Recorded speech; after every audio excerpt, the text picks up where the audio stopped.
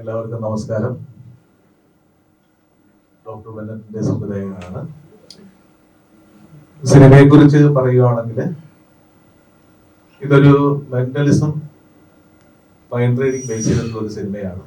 കാരണം മെന്റലിസം ഇതിലേക്ക് ഉൾക്കൊണ്ടു എന്നുണ്ടെങ്കിലും അത് നമ്മുടെ ഈ ലഹരിക്കെതിരെയുള്ള ഒരു ക്യാമ്പയിൻ പോലെ, ഡ്രഗ്സിനെതിരെയുള്ള ഒരു പോരാട്ടം പോലെയുള്ള ഒരു മെന്റലിസമാണ് ഈ സിനിമയിൽ തുടക്കം മുതൽ കണ്ടുവരുന്നത്. പക്ഷേ മൈൻഡ് റീഡിംഗ് ആണ് ഇതിന്റെ പ്രധാന വിഷയം. കാരണം ഇതിനകത്ത് പറയപ്പെടുന്ന പ്രണയമുണ്ട് എങ്കിൽ ക്രൈം ത്രില്ലറാണ്. കൊലപാതകങ്ങളും അതിനെതിരെയുള്ള ഡോക്ടർ ബെന്നറ്റിന്റെ ഒരു റിവഞ്ചാണ് സിനിമ എന്ന് പറയുന്നത്. ഡോക്ടർ ബെന്നറ്റ് എന്ന് പറയുന്നത് സാധാരണ ഒരു ഡോക്ടറേറ്റ് അല്ലെങ്കിൽ ഒരു MBBS ഡോക്ടർ അല്ല, ഡോക്ടറേറ്റ് കിട്ടിയ ഒരു ഡോക്ടറാണ്. പുള്ളി ഒരു സാധാരണ കുടുംബത്തിൽ നിന്നും സിനിമയിലേക്ക് വരികയാണ്.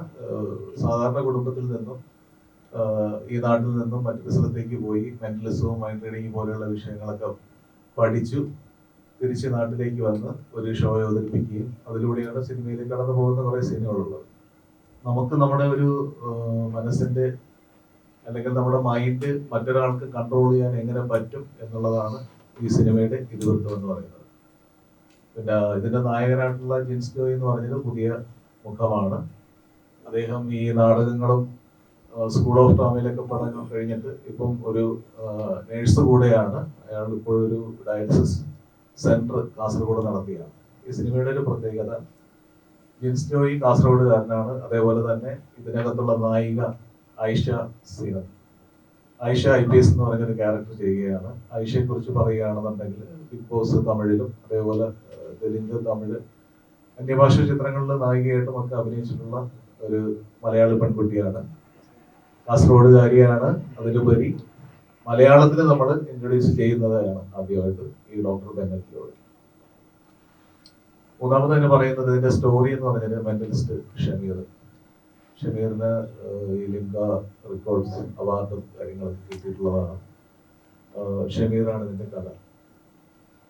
അതേപോലെ ഇതിന്റെ തിരക്കഥയും സംഭാഷണവും രചിച്ചിരിക്കുന്നത് നമ്മുടെ സിനിമാല, ബഡായി ബംഗ്ലാവ്, അതേപോലുള്ള കോമഡി പ്രോഗ്രാമുകൾ കൈകാര്യം ചെയ്തിട്ടുള്ള അതിന്റെയൊക്കെ സ്ക്രിപ്റ്റുകൾ കൈകാര്യം ചെയ്യും. അതിൽ അഭിനയിക്കാൻ ചെയ്തിട്ടുള്ള സ്റ്റാർ മാജിക് അതേപോലുള്ള TV പ്രോഗ്രാംസിൽ അതിന്റെ മുന്നിലും പിന്നിലും പ്രവർത്തിച്ച മധു കലാഭവനാണ്. അപ്പൊ നമ്മള് ഈ അദ്ദേഹം എഴുതിയ തിരക്കഥ സംഭാഷണമാണെന്നുണ്ടെങ്കിൽ ഇതൊരു ത്രില്ലറാണ്. അദ്ദേഹം ഇതുവരെ ചെയ്തു വന്നതിൽ നിന്നും വേറിട്ട രീതിയിലാണ് ഇതിന്റെ തിരക്കഥകൾ. അദ്ദേഹം ഞാനും ഒരു 2-3 മാസത്തെ പ്രയത്നത്തിന്റെ ഫലമായിട്ടാണ് തിരക്കഥയെ പൂർണ്ണമാക്കി ഈ സിനിമയിൽ യാഥാർത്ഥ്യമാക്കാൻ പറ്റിയത്. ഇതിന്റെ ഒരു ഷെഡ്യൂൾ എന്ന് പറയുന്നത് കാസർഗോഡ്, എറണാകുളം എന്നീ 2 ഭാഗങ്ങളിലായിട്ടാണ് ഇതിന്റെ ചിത്രീകരണമൊക്കെ നടന്നിട്ടുള്ളത്. പിന്നെ മറ്റു താരങ്ങൾ എന്ന് പറഞ്ഞാൽ ഇതിനകത്ത് ഡോക്ടർ രജിത് കുമാർ, അഡ്വക്കേറ്റ് ജെയിൻ എന്ന് പറഞ്ഞൊരു കഥാപാത്രം ചെയ്യുന്നുണ്ട്. ശക്തമായിട്ടുള്ള ഒരു കഥാപാത്രമാണ് ചെയ്യുന്നത്. കോട്ടയം നസീർ, കൊപ്പം പ്രതാപൻ എന്ന് പറഞ്ഞൊരു ക്യാരക്ടർ, അതേപോലെ തന്നെ ഷാജു ശ്രീധർ, ജയകൃഷ്ണൻ, പിന്നെ ജിൻസിന്റെ തന്നെ അനിയനായിട്ടുള്ള ജിനീഷ് ഒരു ക്യാരക്ടർ ചെയ്തിരിക്കുന്നു. പിന്നെ അതുപോലെ തന്നെ നമ്മുടെ റിയാസ് മറിമായം, അതായത് നർമ്മകല റിയാസ് എന്നറിയപ്പെടുന്ന മറിമായം പ്രശസ്തമായിട്ടുള്ള അതിൽ അഭിനയിച്ചിട്ടുള്ള റിയാസ് ഒരു ക്യാരക്ടർ ചെയ്യുന്നുണ്ട്. പിന്നെ ദിവ്യ നായർ ബെന്നറ്റിന്റെ ചേച്ചിയായിട്ട് വേഷം ചെയ്തു. ചെറിയ ഒരു താരത്തിന്. അപ്പം നമ്മളിപ്പം നിങ്ങൾ എല്ലാവരും ഇപ്പം പറയും വലിയ ഒരു സിനിമയാണോ ഡോക്ടർ ബെന്നറ്റ്? അല്ലല്ലോ, ചെറിയ താരനിരയാണല്ലോ എന്നുള്ളൊരു ചോദ്യം മനസ്സിലുണ്ടാവും ചോദിക്കുന്നതിന് മുമ്പായിട്ട്. നമ്മുടെ മലയാള സിനിമയെ സംബന്ധിച്ചിടത്തോളം താരനിര എന്ന് പറയുന്നത് ഒന്നില്ല എന്നാണ് ഈ ഒരു സിറ്റുവേഷനിൽ പറയാൻ പറ്റുന്നത്. കാരണം താരങ്ങളില്ലാത്ത സിനിമകളായാലും നല്ല സിനിമകളാണെങ്കിലും താരങ്ങളുണ്ടെങ്കിലും താരങ്ങളില്ലെങ്കിലും അത് തിയേറ്ററിൽ പൂർണ്ണമായിട്ട് വിജയിക്കും. അത്തരത്തിലുള്ള ഒരു അങ്ങനെ ഒരു സിറ്റുവേഷനിലാണ് മലയാള സിനിമ ഇപ്പൊ കടന്നു വന്നത്. വാഴ പോലുള്ള സിനിമകളൊക്കെ നിങ്ങൾ കണ്ടു കാണുമായിരിക്കും. വലിയ താരനിരകൾ ഇല്ലാതെ അവകാശപ്പെടാനില്ല എന്നുണ്ടെങ്കിലും പക്ഷെ ഞങ്ങൾ കഴിയുന്ന രീതിയിൽ നല്ല രീതിയിൽ ഒരു ക്രൈം ത്രില്ലർ ഡോക്ടർ ബെന്നറ്റ് എന്ന് പറഞ്ഞ ഈ സിനിമയിലൂടെ മലയാളി പ്രേക്ഷകർക്ക്, അതേപോലെ തന്നെ മലയാളത്തിലും തമിഴ്നാട്ടിലും കർണാടകയിലുമുള്ള സ്റ്റേറ്റുകളിൽ ഇത് ഈ മെയ് മാസം തന്നെ റിലീസ് ചെയ്യുകയാണ്. അപ്പൊ ഇത് എന്നെ സംബന്ധിച്ചിടത്തോളം, ഒരു സംവിധാനം സംബന്ധിച്ചിടത്തോളം അവകാശവാദങ്ങളെന്ന് പറയാൻ പറ്റില്ല. കാരണം എന്റെ കഴിവിനനുസരിച്ച് നല്ല രീതിയിൽ ഞങ്ങളൊരു ടീമായി നിന്ന് ഡോക്ടർ ബെന്നറ്റ് എന്ന സിനിമ പൂർത്തിയാക്കി ഇതിന്റെ അവസാന ഘട്ടത്തിലേക്ക് കൊണ്ടുവന്നിട്ടുണ്ട്. ഇപ്പൊ എല്ലാവരും ഒരുമിച്ച് നിന്ന് പ്രവർത്തിച്ചത് കൊണ്ട് മാത്രം നല്ല സിനിമയാണ്, നല്ലത് മലയാളികൾക്ക് സമർപ്പിക്കാൻ സാധിച്ചു എന്നുള്ളത് വലിയൊരു കാര്യമായിട്ട് ഞാൻ കാണുകയാണ്. അതുകൊണ്ട് എല്ലാവരും ഈ സിനിമ കാണണം, പ്രോത്സാഹിപ്പിക്കണം, ഞങ്ങളുടെ ടീമിനെ അനുഗ്രഹിക്കണം, ഞങ്ങൾക്ക് വേണ്ടുന്ന എല്ലാ പ്രോത്സാഹനങ്ങളും തരണം. എല്ലാവരും പോയി താരനിര എന്നതിനുപരി നല്ല കഥയുള്ള നല്ല ഒരു സിനിമ കാണുവാൻ ശ്രമിക്കണം, തിയേറ്ററിൽ പോയി തന്നെ. ഇതാണ് സിനിമയുടെ എനിക്ക് പറയുവാനുള്ളത്.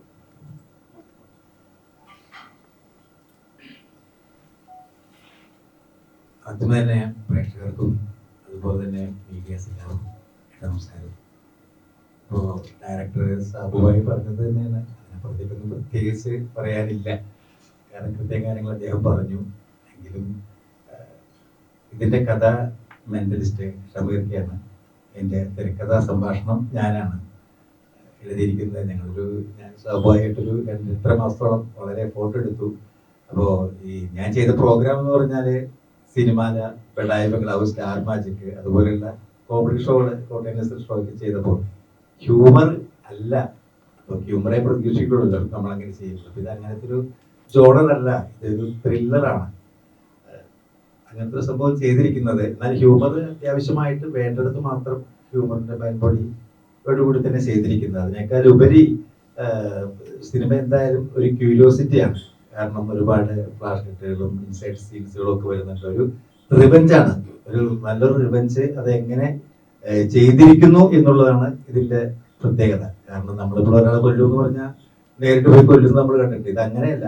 പ്രബലരായ ഒരു 3-4 പേര് സ്വന്തം കുടുംബം തകർത്ത, അവരെ ഒന്നും ചെയ്യാൻ പറ്റാത്ത ഒരാളുടെ അവസ്ഥ, അയാളെപ്പോൾ ആയുധബലം കൊണ്ടോ അല്ലെങ്കിൽ കായിക ബലം കൊണ്ടോ സാമ്പത്തികമായി ഒന്നും ചെയ്യാതെ വരുമ്പോൾ അയാൾ പിന്നെ എങ്ങനെ ആ 4 പേരെ വകവരുത്താം എന്നതാണ് അടുത്ത പ്ലാൻ. അപ്പൊ അങ്ങനത്തെ ഒരു കൊല്ലുന്നത്, അവരുടെ പ്രതികാരം വീട്ടുന്നതാണ് നമ്മുടെ ഒരു സബ്ജക്റ്റ്. പിന്നെ ഇതിനകത്ത് ഒരുപാട് പേര് അഭിനയിച്ചിട്ടുണ്ട്. സ്വാഭാവിക വലിയൊരു താരനിധി അല്ലെങ്കിലും അത്യാവശ്യം ഇപ്പൊ അങ്ങനത്തെ ഒരു രീതി പോകാറില്ല. കഥ നല്ലതാണെന്ന് ഇഷ്ടപ്പെട്ടാൽ ഇപ്പൊ മിക്ക പടങ്ങളും വിജയിക്കാറുണ്ട്. അപ്പൊ അതുപോലെ തന്നെ എല്ലാ പ്രേക്ഷകരും ഏറ്റെടുക്കുന്ന വിശ്വാസം. ഇതിന് ഞാനും ത്രൂ ആയിട്ട് നല്ലൊരു വേഷം ചെയ്തിട്ടുണ്ട്. ഡോക്ടർ കുര്യൻ ജോണായിട്ട്, മെന്റലിസ്റ്റ് ആയിട്ട്. ഇതിന്റെ സംഭവം മൈൻഡ് റീഡിംഗ് ആണ്. ഇപ്പോൾ നമുക്ക് ഒരാളുടെ മൈൻഡ് കൺട്രോൾ ചെയ്യാൻ സാധിക്കുകയാണെങ്കിൽ നമുക്ക് അയാളെ നിയന്ത്രിക്കാൻ സാധിക്കും, അയാളെ കൊണ്ട് എന്തും ചെയ്യിപ്പിക്കാൻ സാധിക്കും. അത് മുമ്പേ തെളിയിച്ചിട്ടുള്ളൊരു കാര്യമാണ്. ഇപ്പൊ ആത്മാവിനെ വിളിച്ചു വരുത്തി കേസ് തെളിയിച്ച സംഭവങ്ങളുണ്ട്, പോലീസ് ഡയറിയിൽ ഇപ്പോഴുണ്ട്. അപ്പൊ അതുപോലെ ചെയ്യാൻ സാധിക്കും. പിന്നെ ഇതിനകത്ത് നസീർക്കയുണ്ട്, അതുപോലെ തന്നെ ഷാജു ഉണ്ട്, ജയകൃഷ്ണൻ ഉണ്ട്, അങ്ങനെ അത്യാവശ്യം താരങ്ങളുണ്ട്.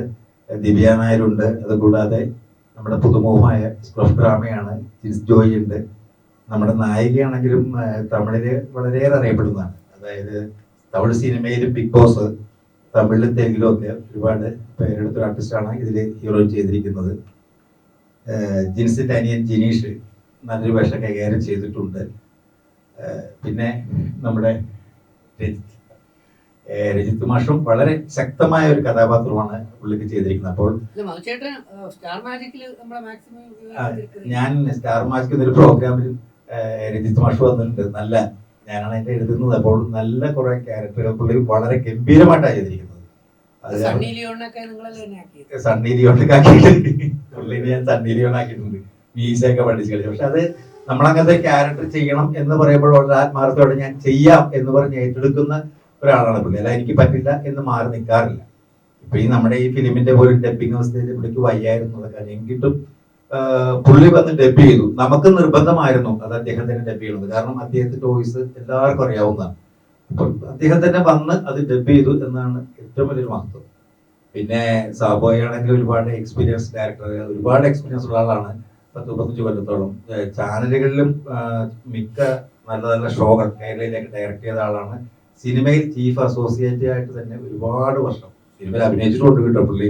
പണ്ട്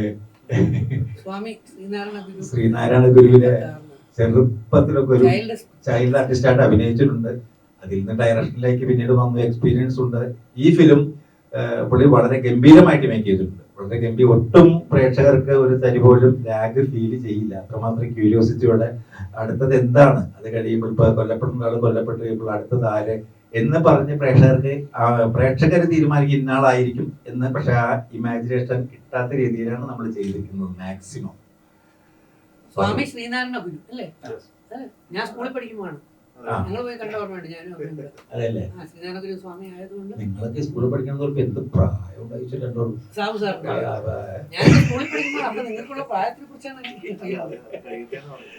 അല്ല നിങ്ങളുടെ സ്കൂളുകാരോട് പറയുമ്പോൾ നമുക്ക് വർഷങ്ങൾക്ക് മുമ്പ് ഉപ്പ് സത്യാഗ്രഹവും കൂട്ടാതിനകത്ത് അപ്പൊ ഏതായാലും പടം സിനിമ നമ്മൾ റിലീസ് ആകുകയാണ്. അപ്പൊ എന്തായാലും ഞങ്ങളെ പോലുള്ള കലാകാരന്മാരുടെ ഒരു വിജയം എന്ന് പറഞ്ഞാൽ പ്രേക്ഷകര് ആ ചിത്രം ഏറ്റെടുക്കുമ്പോഴാണ്. അതുപോലെ തന്നെ നിങ്ങൾ മീഡിയാസും ഞങ്ങളെ ബൂസ്റ്റ് ചെയ്തും പറയുമ്പോഴും അതിലൂടെയാണ് അത് വൈറലാകുന്നത്.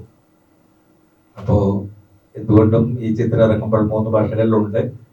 അപ്പൊ എല്ലാവരും ചിത്രം തിയേറ്ററിൽ പോയി തന്നെ കാണണം, കണ്ട് ഞങ്ങളെ പ്രോത്സാഹിപ്പിക്കണം. ചിത്രം വൻ വിജയമാക്കി തന്നെ ഒരു സൂപ്പർ ഹിറ്റ് ആക്കി തന്നെ ഒന്ന് അപേക്ഷിക്കാം. Thank you.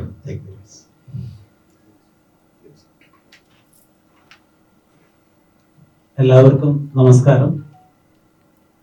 ഇവിടെ കൂടിയിരിക്കുന്ന മീഡിയകൾക്കും അതുപോലെ തന്നെ ഇവിടെ വന്നിരിക്കുന്ന എല്ലാവർക്കും ഒത്തിരി സന്തോഷമുണ്ട്.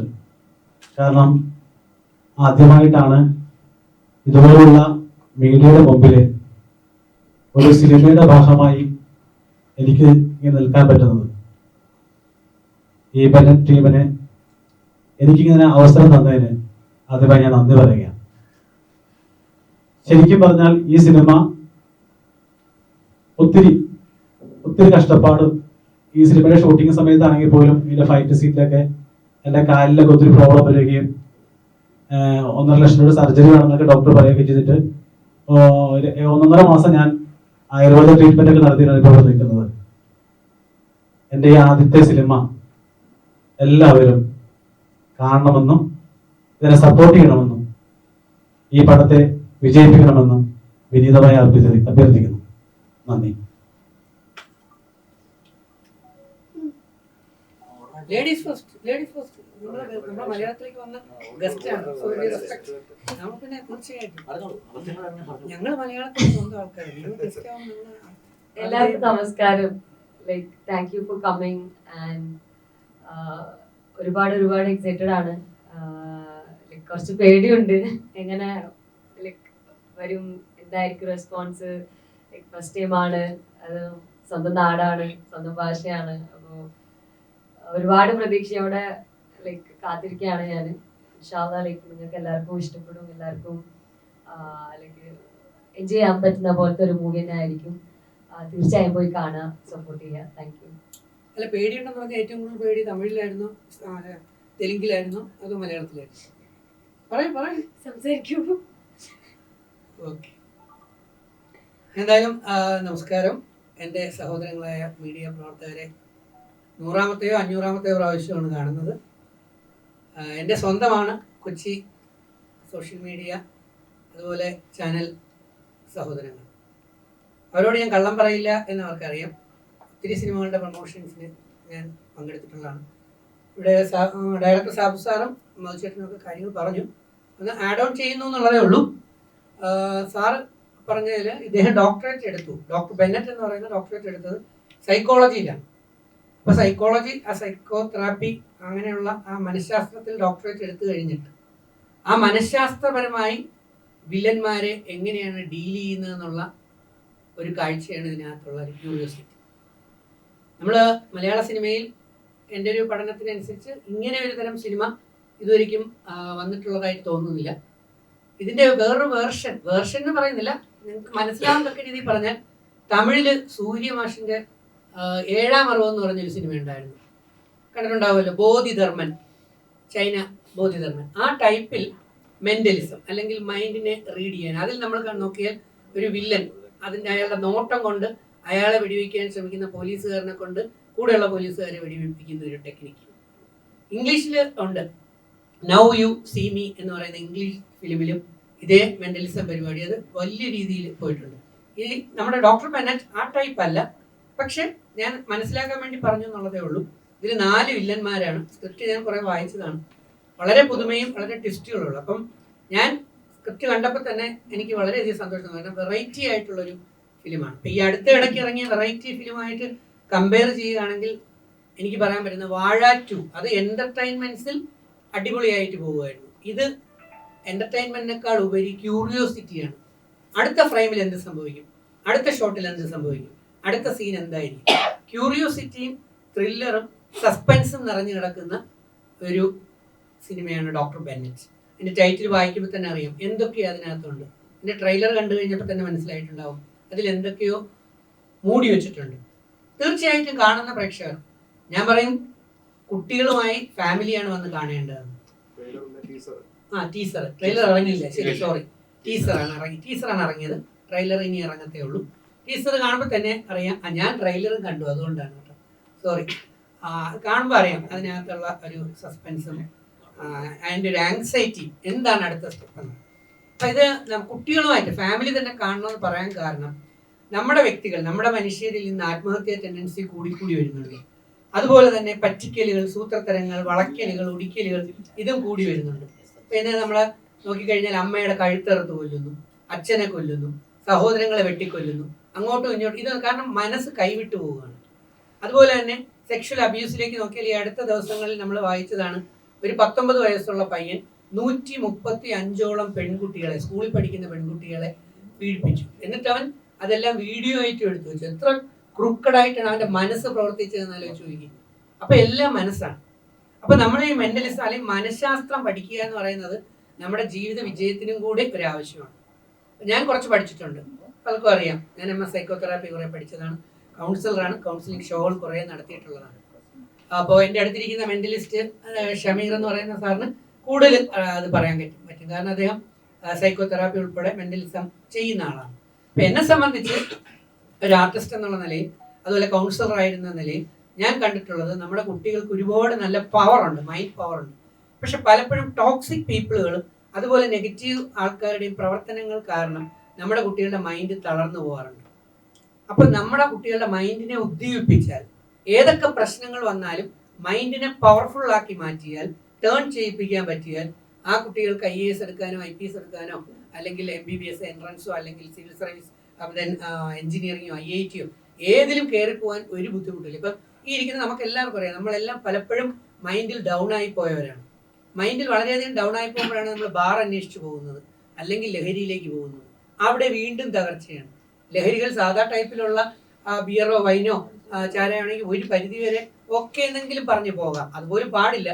പക്ഷെ നമ്മൾ പലപ്പോഴും സിന്തറ്റിക് ഡ്രഗിലേക്ക് പോകും, അത് ലൈഫിന്റെ നാശത്തിലേക്ക് പോകും. അപ്പൊ ഇതിലൊന്നും പെടാതെ ആന്റി ഡ്രഗ്സിന്റെ ഒരു ഫിലിം വേണമെന്ന് വേണമെങ്കിലും പറയാം. കാരണം ഈ ഡ്രഗ്സിനെതിരെ മൈൻഡിനെ എങ്ങനെ പവർഫുൾ ആക്കാം, ഡ്രഗ്സുകാർക്കെതിരെ എങ്ങനെ പ്രതികരിക്കാം, അതും വളരെ വിദഗ്ധമായിട്ട് അങ്ങനെ ശാസ്ത്രീയമായി അനാലിസിസ് നടത്തിയ ഒരു സ്ക്രിപ്റ്റും അതിനനുസരിച്ചുള്ള ഒരു പവർ പാക്ക് ആയിട്ടുള്ള ഫിലിമാണ് ഡോക്ടർ ബെന്നറ്റ്. അതിൽ എൻ്റെ റോള് ദൈവം അനുഗ്രഹിച്ച് വളരെ മനോഹരമായിട്ട് ചെയ്യാൻ ദൈവാനുഗ്രഹം കൊണ്ടും ഈ ഡയറക്ടറുടെയും സ്ക്രിപ്റ്റ് റൈറ്ററുടെയൊക്കെ സഹായം കൊണ്ടും ചെയ്യാൻ കഴിഞ്ഞിട്ടുണ്ട്. പിന്നെ ഞാൻ നേരത്തെ പറഞ്ഞ പോലെ തൃശ്ശൂർ നടന്ന ഫാമിലി സർക്കസ് എന്ന് പറയുന്ന ഫിലിമിൽ ഷൂട്ടിൻ്റെ ഇടയിൽ തന്നെ ഞാൻ വീണ് കാല് 2 ഒടിവുണ്ടായി. ആ ഒടിവ് പ്ലാസ്റ്റർ ഇട്ട് ട്രിവാൻഡ്രത്ത് കിടക്കുമ്പോഴാണ് എനിക്ക് ഡബ്ബിങ് ആയത്.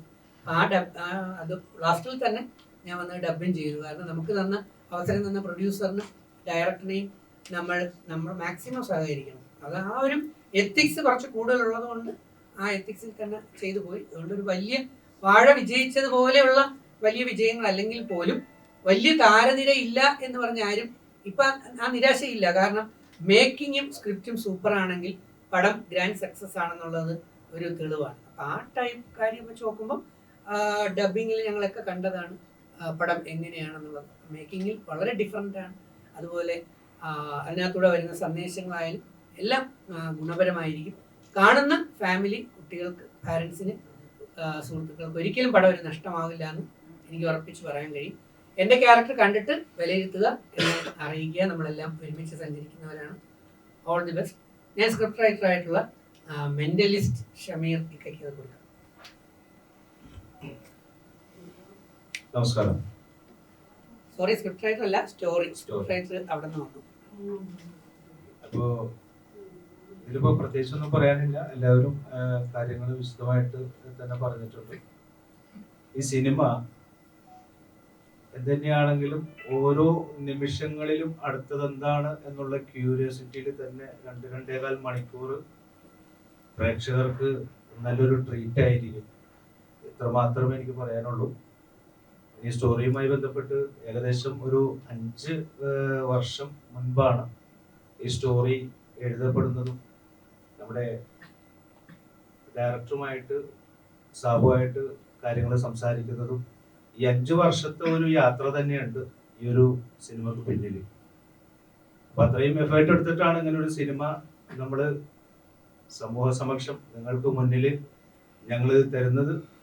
അത് നിങ്ങൾക്ക് നല്ലൊരു ട്രീറ്റ് ആയിരിക്കും എന്നുള്ളത് പ്രേക്ഷകരോടും അതുപോലെ തന്നെ മീഡിയ എല്ലാ അർത്ഥത്തിലും ഈ വിഷയത്തിൽ നല്ല രീതിയിൽ സപ്പോർട്ട് ചെയ്യണമെന്നും ഞാനൊരു അഭ്യർത്ഥന നിങ്ങളോട് നടത്തുകയാണ്. മാക്സിമം നിങ്ങളാൽ കഴിയുന്ന രീതിയിൽ നല്ല രീതിയിൽ ഇത് സമൂഹത്തിലേക്ക് എത്തിക്കാനുള്ള പരിപാടി നിങ്ങളുടെ ഭാഗത്തു നിന്ന് ഉണ്ടാകണം എന്ന് പറഞ്ഞുകൊണ്ട് ഞാൻ അവസാനിപ്പിക്കുന്നു. നന്ദി. നമ്മള് ഈ ചിത്രത്തില് മൈൻഡ് റീഡിങ് ആണ്, ത്രില്ലറാന്ന് പറയുമ്പോൾ അതിനകത്ത് വലിയൊരു പ്രണയമുണ്ട് കേട്ടോ. ഒരു 3 നല്ല സോങ്സ് ഉണ്ട്, നല്ലൊരു ഫൈറ്റ് ഉണ്ട്, ശക്തമായ ഒരു പ്രണയവുമുണ്ട്. അത് നമ്മുടെ ക്യാരക്ടർ ചെയ്ത ജിസ് ജോയി, അദ്ദേഹം ഡ്രാമയാണ് എങ്കിലൊരു പുതുമുഖമായിട്ടുള്ള വളരെ ഗംഭീരമായിട്ട് അദ്ദേഹം അഭിനയിച്ചു. അതുപോലെ തന്നെ നമ്മുടെ ഐഷമോൾ തകർത്ത് അഭിനയിച്ചിട്ടുണ്ട്. ഐഷ ഞാൻ പറഞ്ഞല്ലോ തമിഴിലൊക്കെ പ്രോഗ്രാം ചെയ്തതാണ്. അപ്പോൾ അവർക്ക് കൂടിയുള്ള ഒരു മലയാളത്തിലേക്കുള്ള ഒരു എൻട്രിയാണ്. പ്രേക്ഷകരവരെയും ഞങ്ങളെയും നീട്ടി സ്വീകരിക്കും എന്നാണ് വിശ്വാസം. അതുപോലെ തന്നെ നമ്മുടെ ഡിസ്ട്രിബ്യൂഷൻ ഷിജിലാലാണ്. ഷിജിലാൽ സംസാരിക്കുന്നതാണ്. കൊടുക്കാം. ഈ പ്രണയമാണോ അതോ പോലീസ് ഓഫീസറിന്റെ വേഷമാണോ ആസ്വദിച്ച് ചെയ്യുന്നത്? പ്രണയമുണ്ട് ഇതിനകത്ത്. പ്രണയമുള്ളത് ഇപ്പൊ എനിക്കല്ല പ്രണയം, മൗസാറിനും അല്ല പ്രണയം. ഓക്കെ,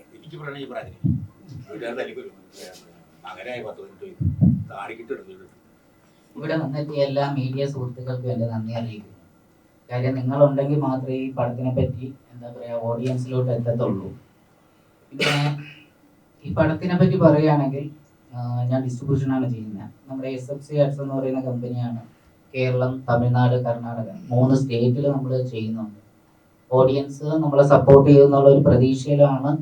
ഒരു കുഞ്ഞു പടം എന്നിങ്ങനെ ഞാൻ പറയാം, കാര്യം വലിയ താരനിലയില്ല. എന്നാൽ എനിക്കിതിൽ പോസിറ്റീവായിട്ട് തോന്നിയിട്ടുള്ള കാര്യം എന്ന് പറയുന്നത്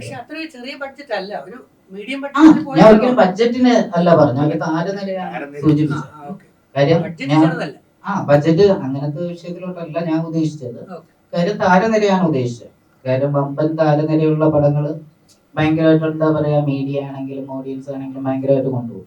അപ്പൊ ഇതിന്റെ ഇടയ്ക്ക് എന്ന് വെച്ച് കഴിഞ്ഞാൽ ഇതുപോലെയുള്ള ക്വാളിറ്റി ഉള്ള പടങ്ങൾ ഞാൻ പറയാൻ ഉദ്ദേശിച്ചതെന്ന് വെച്ച് കഴിഞ്ഞാൽ ഈ പടത്തിൽ ഡിസ്ട്രിബ്യൂഷൻ ചെയ്യാൻ വേണ്ടി എനിക്ക് തോന്നിയ ഏറ്റവും മെയിൻ ആയിട്ടുള്ള ഒരു കേസ് എന്ന് വെച്ചാൽ ഭയങ്കരമായിട്ട് എന്താ ക്വാളിറ്റി കീപ്പ് ചെയ്തിട്ടുള്ള ഒരു പടമാണ്. ആരും തിയേറ്ററിൽ വന്നിട്ട് എന്താ പറയാ ഇതൊരു മാച്ചിങ് ലെവൽ കാര്യങ്ങളും കൊള്ളൂല അല്ലെങ്കിൽ ക്വാളിറ്റി ഇല്ല എന്ന് പറയില്ല. നല്ല രീതിയിൽ ക്വാളിറ്റിയിൽ അവർ എഫർട്ട് എടുത്ത പടമാണ്. അതുകൊണ്ട് തന്നെ നമ്മൾ 3 സ്റ്റേറ്റുകളിൽ ഒരേ സമയം ഇത് റിലീസ് ചെയ്യുന്നുണ്ട്. എന്താ എല്ലാ ഓഡിയൻസും ഇത് വന്ന് കണ്ട് സപ്പോർട്ട് ചെയ്യുക. കാര്യം നിങ്ങൾ വരുന്നവരാരും നിരാശപ്പെട്ടു പോകേണ്ടി വരില്ല. അത് കാര്യങ്ങളെന്ന് വെച്ച് കഴിഞ്ഞാൽ ആ ഒരു ടീസർ കാണുന്നവർക്ക് തന്നെ അത് മനസ്സിലാവും. എന്തായാലും എല്ലാ ഓഡിയൻസും തിയേറ്ററിൽ വന്ന് കണ്ട് ഈ ഒരു നല്ല പടം സപ്പോർട്ട് ചെയ്യും. നമ്മുടെ ജിൻസിന്റെ അനിയൻ ജിനീഷ് വളരെ നല്ലൊരു കഥാപാത്രം ചെയ്തിട്ടുണ്ട്. ജിനീഷ്. എല്ലാവർക്കും നമസ്കാരം. ഇത് എൻ്റെയും ഫസ്റ്റ് പടമാണ്. അപ്പോൾ ഞങ്ങളുടെ മെയിൻ എന്ന് പറഞ്ഞാൽ നാടകമായിരുന്നു ഞങ്ങൾ തട്ടകം. സ്കൂൾ ലെവലിൽ തന്നെ ഒരു 4 വർഷം അടുപ്പിച്ച് സ്റ്റേറ്റ് ലെവലിൽ ഞങ്ങൾ മത്സരിച്ചിട്ടുണ്ട്. കാസർഗോഡ് ജില്ലയിൽ നാടകം എന്ന് പറഞ്ഞാൽ ഒരു റിയലിസ്റ്റിക് നാടകം. പക്ഷേ ഞങ്ങളത് ഇന്ന് ഡിഗ്രി പഠിച്ചത് കോട്ടയം നാട്ടിൽ.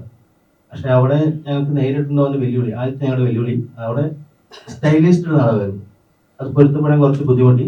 പക്ഷെ ഞങ്ങളത് മെയിൻറ്റെയിൻ ചെയ്തു. യൂണിവേഴ്സിറ്റി ഞങ്ങൾ ഫസ്റ്റ് അടിച്ചായിരുന്നു. അത് കഴിഞ്ഞിട്ട് ഈ സിനിമയിലേക്ക് വരുമെന്നൊന്നും ഞങ്ങൾക്ക് പ്രതീക്ഷയൊന്നുമില്ല.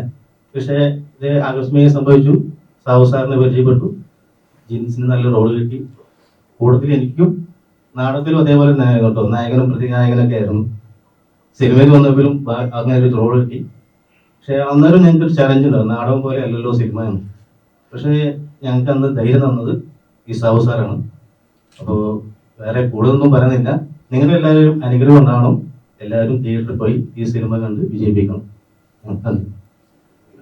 ഒന്ന് ചോദിച്ചോട്ടെ, ഇപ്പൊ സബായി അദ്ദേഹം ഈ ചിത്രം വളരെ നന്നായിട്ട് മേക്ക് ചെയ്തിട്ടുണ്ടെങ്കിലും ആ ഷൂട്ട് നമ്മുടെ ഉണ്ടായ സമയത്തുള്ള എക്സ്പീരിയൻസ് എന്ന് പറയുന്നത്? ഇതിന്റെ ഒരു ഷൂട്ട് നടന്നത് 2 ഘട്ടങ്ങളിലായിട്ടാണ്. ഒന്നെന്ന് പറഞ്ഞാൽ നമ്മുടെ കാസർഗോഡ് ഒരു 15 ദിവസത്തോളം അതുണ്ടായിരുന്നു, ബാക്കി ഒരു എറണാകുളത്തുമായിരുന്നു. കാരണം ഇതിനകത്ത് എന്നെ സംബന്ധിച്ചിടത്തോളം, അതായത് നമ്മുടെ ഇതിനകത്ത് അഭിനയിച്ചിട്ടുള്ള എല്ലാവരെയും സംബന്ധിച്ചിടത്തോളം നമ്മളൊരു ക്യാരക്ടറിനെ കൊടുക്കുമ്പോൾ, അതായത് ഇപ്പം രജിത് കുമാർ ഒരു വേഷം ചെയ്ത അഡ്വക്കേറ്റ് ആണ്, മധു കലാഭവൻ ചെയ്ത വേഷമായാലും കുര്യൻ ജോൺ ആയാലും ജിൻസ് ചെയ്താലും, അവർക്ക് എനിക്കൊരു ക്യാരക്ടറിനെ നമ്മുടെ സിനിമയിൽ നമുക്ക് പറ്റുന്ന നമ്മുടെ ക്യാരക്ടറിനെ നമുക്ക് സിനിമയ്ക്ക് വേണ്ടി കിട്ടണമെന്നുണ്ടെങ്കിൽ നമ്മൾ മാക്സിമം അവരെ എഫേർട്ട് എടുക്കുമ്പോൾ അവരെ ഒന്ന് ഫ്രീ ആയിട്ട് വിടണം എന്നുള്ളൊരു ചിന്താഗതിയാണ്. അപ്പൊ അത്തരത്തിലുള്ള ഫ്രീ ആയിട്ട് വിട്ടു. ഓരോ സ്ക്രിപ്റ്റിൽ അവർക്ക് എന്താണ് ഐഡിയാസ് ഉണ്ടെന്നുണ്ടെങ്കിൽ അതവരുടെ ഐഡിയ കൂടെ ചേർത്തുകൊണ്ട് നമ്മളൊരു കൂട്ടമായിട്ട് വർക്ക് ചെയ്തു. അതൊരു എക്സ്പീരിയൻസ് തന്നെയാണ് അതൊരു കാര്യം എന്ന് പറയുന്നത്. എന്നാലേ നമുക്കൊരു ക്യാരക്ടർ എന്താണ് നമുക്ക് അതിന് റിസൾട്ട് കിട്ടത്തുള്ളൂ. അത് വെറുതെ നമ്മൾ അവിടെ ഇരുന്നിട്ട് ഇന്നത് വേണം ഇന്നത് വേണം എന്ന് പറഞ്ഞാൽ ഇവരെല്ലാരും എൻജോയ് ചെയ്താണ് ഇതെല്ലാം ചെയ്തത് നമുക്ക്. അതുകൊണ്ട് ഇതൊരു സിനിമ നല്ലൊരു സിനിമയാണ്. രണ്ടാമത് നിങ്ങളെ മീഡിയസിനെ സംബന്ധിച്ചിടത്തോളം നിങ്ങളാണ് നമ്മുടെ കരുത്ത്. നിങ്ങളുണ്ടെങ്കിലാണ് ജനങ്ങളിലേക്കും ഇത് എത്തുകയുള്ളൂ. അപ്പം എൻ്റെ ഒരു അപേക്ഷ എന്ന് പറയുന്നത് എല്ലാ മീഡിയാസും ഞങ്ങളുടെ ടീമിനൊപ്പം, എൻ്റെ ടീമിനോടൊപ്പം നിന്ന് ഞങ്ങളെ ഒന്ന് സഹായിച്ച് ഈ സിനിമ ഒരു വൻ വിജയമാക്കാനായി നിങ്ങളുടെയും കൂടെ സപ്പോർട്ടോടുകൂടി തിയേറ്ററിൽ എല്ലാവരും പോയി കാണണമെന്നാണ് എനിക്ക് പറയാനുള്ളത്. ഇനി മീഡിയക്കാർക്ക് ചോദ്യങ്ങൾ ചോദിക്കാം അവരോട്. ആരാണ് ആദ്യ ചോദ്യം ചോദിക്കാം? അറിയില്ലെങ്കിൽ പാസ്.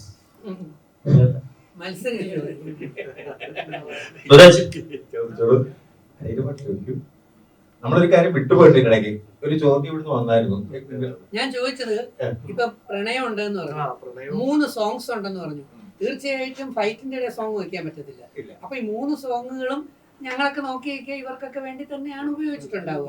അപ്പൊ നായികയോട് എന്റെ ചോദ്യം, ഈ സോങ്ങും റൊമാൻസും പ്രണയമാണോ ആസ്വദിച്ച് ഈ ഫിലിം ചെയ്തത്, അതോ IPS ഓഫീസർ എന്നുള്ള പോലീസ് ഓഫീസറിന്റെ കാര്യം ചെയ്തു? ആ പോലീസ് ഓഫീസർ എന്ന് പറയുന്ന റോളാണോ ആസ്വദിച്ച് ചെയ്തത്? ഏതാണ് ആസ്വദിച്ച്? പോലീസാണ്. 3 സോങ്ങും പ്രണയം അതൊക്കെ പാർട്ടായിരുന്നു, പാർട്ട് ഓഫ് ദ മൂവി. പക്ഷെ കഥ ഇതല്ലേ, മെയിൻ ഇതല്ലേ, അപ്പൊ അതിലായിരുന്നു കുറച്ചും കൂടി കോൺസെൻട്രേറ്റ് ചെയ്തത്. ഏതായാലും ഈ ചിത്രത്തിൽ ഇപ്പോൾ ഇങ്ങോട്ട് മലയാളത്തിൽ ഫസ്റ്റ് ആണല്ലോ. അപ്പോ സ്വാഭാവിക ഡയറക്ട് ചെയ്തപ്പോൾ അതിനകത്തെ ഒരു എക്സ്പീരിയൻസ് എങ്ങനെയായിരുന്നു ചെയ്യിപ്പിക്കുമ്പോൾ? അതൊന്ന് പറഞ്ഞു.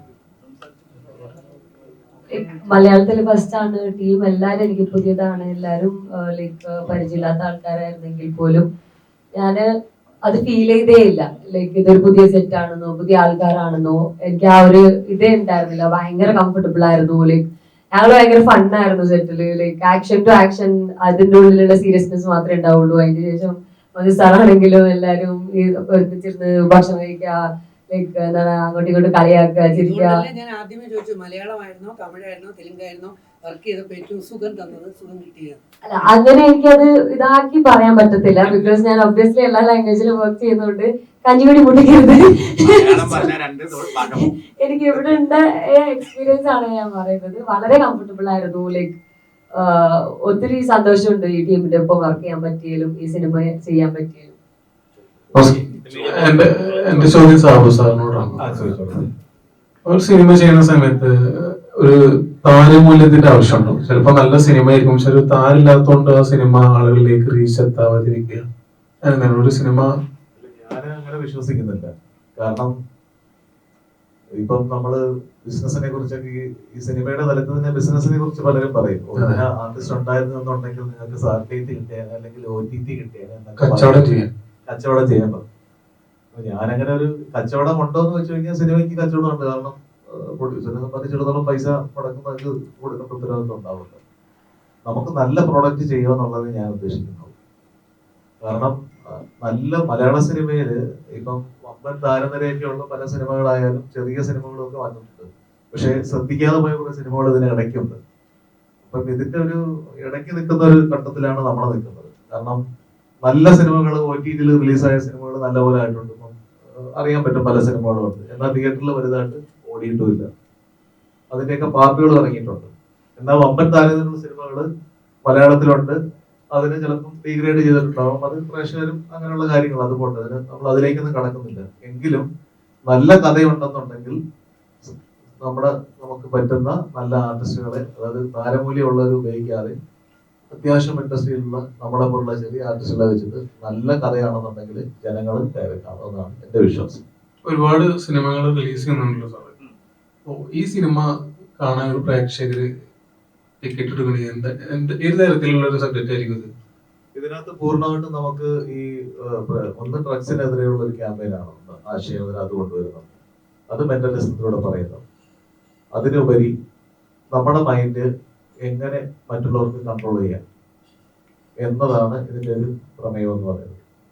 കാരണം നാളെ ഇപ്പം നമ്മുടെ മുമ്പിൽ ഇരിക്കുന്ന മീഡിയാസ് നിങ്ങളെല്ലാവരും ആയാലും ഇപ്പൊ ഞാനിപ്പം പറയുകയാണ് ഇത്രാം തീയതി ഇത്ര മണിക്ക് നിങ്ങൾ കൊല്ലപ്പെടും. ഞാനിങ്ങനെ ഒരു വലിയൊരു ചാനലിന്റെ മുമ്പിൽ ഇങ്ങനെ പ്രവചിക്കുകയാണ്. കുറച്ച് കഴിയുമ്പോഴത്തേക്ക് എനിക്ക് പുറത്തോട്ട് ഇറങ്ങാൻ പറ്റത്തില്ല. കാരണം അവരാൾക്കാർ മിക്കാറും എന്നെ തല്ലിയിട്ടു, ഞാനൊരു നിസ്സഹായനാണ്.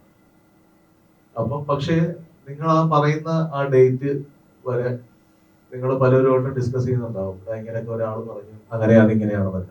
പക്ഷെ അതിലേക്ക് അടുത്ത് വരുമ്പോഴത്തേക്ക് നമ്മുടെ മനസ്സിന്റെ ഒരു ചിന്ത ഉണ്ടാവും, ഇങ്ങനെ സംഭവിക്കും. അപ്പൊ നമ്മുടെ പ്രകൃതിയിൽ കാണുന്നത്, നമ്മളെ കൂടെ നിൽക്കുന്ന ആളുകൾ, നമ്മൾ വണ്ടി ഓടിക്കുമ്പോൾ കൂടെ വരുന്ന വണ്ടികൾ, വീട്ടിൽ വരുന്ന പത്രക്കാര്, ഇവരെല്ലാവരും നമ്മളുടെ മുമ്പിൽ നമ്മളെ കൊല്ലുന്നവരായിട്ട് മാറും. അത് നമ്മുടെ മൈൻഡാണ്, നമ്മുടെ മനസ്സാണ്. ആ മൈൻഡ് ഒരു വട്ടം വിട്ടുപോകുമ്പോഴാണ് ഈ സമയത്തുണ്ടാവുന്ന ആത്മഹത്യയായാലും പിന്നെ ഇതേപോലുള്ള രാസ ലഹരികളുണ്ട് പല തരത്തിലുള്ള. മദ്യവും മയക്കുമരുന്നിനൊക്കെ ഉപരി ഇപ്പം പല ലഹരികളുമുണ്ട്. അതിലേക്കൊക്കെ വരുന്നത് നമ്മുടെ മൈൻഡിലേക്ക് കൊണ്ടുവന്ന് വീട്ടിൽ അമ്മയും പെങ്ങളെയൊക്കെ തിരിച്ചറിയാത്തൊരവസ്ഥയൊക്കെ ഉണ്ടാവുന്നുണ്ട് കേരളത്തിൽ. അപ്പം അതൊക്കെ ഉണ്ടാവുന്നത് ആ മൈൻഡാണ്. ഇത് ഉള്ളിലേക്ക് കയറുമ്പോഴുള്ള മൈൻഡാണ്. അതേപോലെ തന്നെയാണ് ഒരാളെ കൊല്ലുമെന്ന് പറഞ്ഞു കഴിഞ്ഞാൽ അതിലേക്ക് അടുത്ത് വരുമ്പോഴത്തേക്ക് അയാളുണ്ടാകുന്ന മാനസികാവസ്ഥയാണ്. അതാണ് ഈ സിനിമ. അതെന്ന് പറഞ്ഞാൽ ഒരു കുടുംബത്തെ ഇല്ലാതാക്കിയ ഒരു 4 പേർക്കെതിരെയുള്ള റിവഞ്ച്. ഡോക്ടർ തന്നെ 2.25 മണിക്കൂർ ശ്വാസം വിടാതെ അടുത്ത ഇനി എന്താണ് ആ ഒരു ക്യൂരിയോസിറ്റി, ആ ഒരു ത്രില്ലർ മൂഡിൽ ഈ ഡോക്ടർ ബെന്നറ്റ് എന്ന് പറയുന്ന ഫിലിം കൊണ്ടുപോകും എന്നുള്ള സംശയമില്ല. ഇപ്പൊ നമ്മൾ എന്റർടൈനിൽ പോയ കണക്ക് ഇത് ഈ ലെവലിലാണ്, ഈ ജോണറിലാണ് അത്. അതുപോലെ തന്നെ മിമിക്രിയുടെ ഒരു കിങ് തന്നെയാണ് കോട്ടയം നസീർക്ക്. നസീർക്ക് അപ്പൊ ഒരുപാട് നല്ല സിനിമകൾ ചെയ്യുന്നുണ്ട്, ഗംഭീര പെർഫോമൻസ് നമ്മൾ പല സിനിമകൾ കാണുന്നതാണ്. എങ്ങനെ ഉണ്ടായിരുന്നു ഈ സിനിമയുടെ ഒരു? നസീറിനെ സംബന്ധിച്ചിടത്തോളം നമ്മൾ ആദ്യ കാലഘട്ടങ്ങളിൽ കാണുന്നത് സ്റ്റേജ് ഷോയും മിമിക്രിയും TV ഷോകളിലൂടെയും നസീറിക്കയുടെ പല പരിപാടികളും നമ്മൾ കണ്ടിട്ടുണ്ട്. പക്ഷെ ഞാൻ നസീറിനെ ഒബ്സർവ് ചെയ്യുന്നത് എനിക്ക് തോന്നുന്നത് ഈ ഇടക്കാലം കൊണ്ടുള്ള റോഷാക്ക് പോലുള്ള സിനിമകളിലൂടെയാണ്. പുള്ളി ഒന്ന് ഡൈവേർട്ട് ആയതാണ്. വേറൊന്നും കൊണ്ടല്ല, അദ്ദേഹത്തിന്റെ ആ ഒരു ഹെയർ ആയാലും ആ സ്റ്റൈലോട്ടൊക്കെ വന്നപ്പോൾ ഡൈവേർട്ട് ആയപ്പോഴാണ് നമുക്ക് ഈ സിനിമയിൽ ഒപ്പം പ്രതാപൻ എന്ന് പറഞ്ഞൊരു ക്യാരക്ടർ, അതെങ്ങനെ അത് ചെയ്യാൻ പറ്റും അങ്ങനെ നസീറിക്കായിട്ട് സംസാരിച്ചപ്പോഴാണ് എനിക്ക് മനസ്സിലായി പുള്ളിക്ക് മറ്റൊരു രീതിയിലേക്ക് പോകാനുള്ള ക്യാരക്ടർ ചെയ്യാനുള്ളത് കഴിവുണ്ട്. കാരണം അത് മനസ്സിലാക്കിയത് ഇപ്പം അതുപോലെ പല സിനിമകളും നസീറിക്കാണ്. അങ്ങനെയാണ് പുള്ളി അതിനകത്തൊരു ക്യാരക്ടറായിട്ട് പുള്ളി സെലക്ട് ചെയ്യുന്നത്. പിന്നെ അതിന്റെ കൂടെ നമ്മുടെ ഷാജു ശ്രീധർ, ജയകൃഷ്ണൻ, ജിനീഷ് ഉണ്ട്. ഇവര് 4 പേരുമാണ് ആ ക്യാരക്ടർ ചെയ്യുന്നത്. ഈ മെന്റലിസം എന്ന് പറയുന്ന ഒരു ട്രിക്കാണ്, അല്ലെങ്കിൽ ഒരു ഐഡിയ ആയിട്ട് ചെയ്യുന്ന പരിപാടിയാണ്. സിനിമ സ്റ്റോറി സ്റ്റോറി ഉള്ളതാണ് സ്ക്രിപ്റ്റ് റൈറ്ററോടാണ് ചോദിക്കുന്നത്. റൈറ്ററോടാണ് ഇത് എത്രമാത്രം കൺവിൻസ് ചെയ്യാൻ പറ്റിയിട്ടുണ്ടായിരുന്നു. കാരണം ഇത് ഈ 7ാം അറിവൊക്കെ സിനിമ വന്നിരുന്നപ്പോൾ അത്ര വർക്കായിട്ട് ചെയ്തിരുന്നെങ്കിലും ഇപ്പൊ ഈ പറയുന്ന അത് സ്ക്രീനിൽ നമുക്ക് സാറ്റിസ്ഫാക്ഷൻ തരുന്നുണ്ടായിരുന്നില്ല. അപ്പൊ ഇതില് എങ്ങനെ ഉണ്ടായിരുന്നു? ഇതിന്റെ ഡയറക്ഷനിൽ ഇത് കൺവിൻസ് ചെയ്യാൻ പറ്റും, അത് ഈ പറയുന്ന മെന്റലിസം ഒരു ഐഡിയ വർക്കൗട്ട് ചെയ്യുന്ന ഒരു പ്രോഗ്രാമാണ്. അപ്പൊ അതെങ്ങനെ ഇത് റിവെഞ്ചിന് വേണ്ടി ഇത് ഉപയോഗിക്കുമ്പോൾ അത് സിനിമ കൺവിൻസ് ചെയ്യാൻ പറ്റിയോ ഈ ഡയറക്ഷനിൽ എന്നുള്ളതാണ് ചോദ്യം.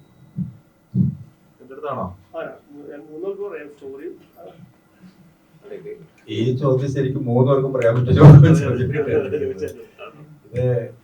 ഇത് ശരിക്കും പറഞ്ഞാൽ മെന്റലിസത്തിനേക്കാൾ ഒരു മൈൻഡ് റീഡിംഗ് ആണ് നമ്മൾ കൊടുത്തിരിക്കുന്നത്. ഇപ്പൊ ഒരാളുടെ മൈൻഡ് നമുക്ക് കീഴടക്കാൻ സാധിക്കുമെങ്കിൽ നമുക്ക് അയാളെ കൺട്രോൾ ചെയ്യാൻ സാധിക്കും എന്ന് പറയുന്നത് ഞാൻ അതിന് മുമ്പ് പറഞ്ഞായിരുന്നു. ഇപ്പൊ ആത്മാവിനെ വിളിച്ചു വരുത്തി കേസ് തെളിച്ച സംഭവങ്ങളൊക്കെ ഉണ്ട്, അറിയാലോ, അതൊക്കെ നാച്ചുറൽ ആയിട്ടുള്ള സംഭവങ്ങളാണ്.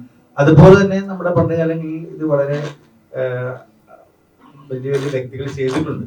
മൈൻഡ് റീഡിങ്ങിലുള്ള ഒരാളുടെ മനസ്സ് മനസ്സിലാക്കി അത് അവര് പറയാൻ ഉദ്ദേശിക്കുന്നത് നീ ഇന്നത് പറയും ഇത്ര മണിക്ക് എന്ന് പറഞ്ഞ ചിത്രങ്ങൾ വരെ ഉണ്ട്. അതെങ്ങനെ പറയണമെന്നുണ്ടെങ്കിൽ മൈൻഡ് റീഡ് ചെയ്യാതെ പറ്റത്തില്ലല്ലോ. ഞാനിപ്പോ സഹോദരന്റെ മൈൻഡ് റീഡിംഗ് ആണെങ്കിൽ ഒരു സഹോദരൻ ഒരു അരമണിക്കൂർ കഴിഞ്ഞ് ഇന്നത് പറയും എന്ന് ഞാൻ മനസ്സിലാക്കുള്ളൂ. അങ്ങനെ സാധിക്കുവാണെങ്കിൽ നമുക്ക് അയാളെ എന്ത് ചെയ്യാൻ, നമുക്ക് അയാളെ കൊണ്ട് എന്ത് ചെയ്യിക്കാൻ സാധിക്കും.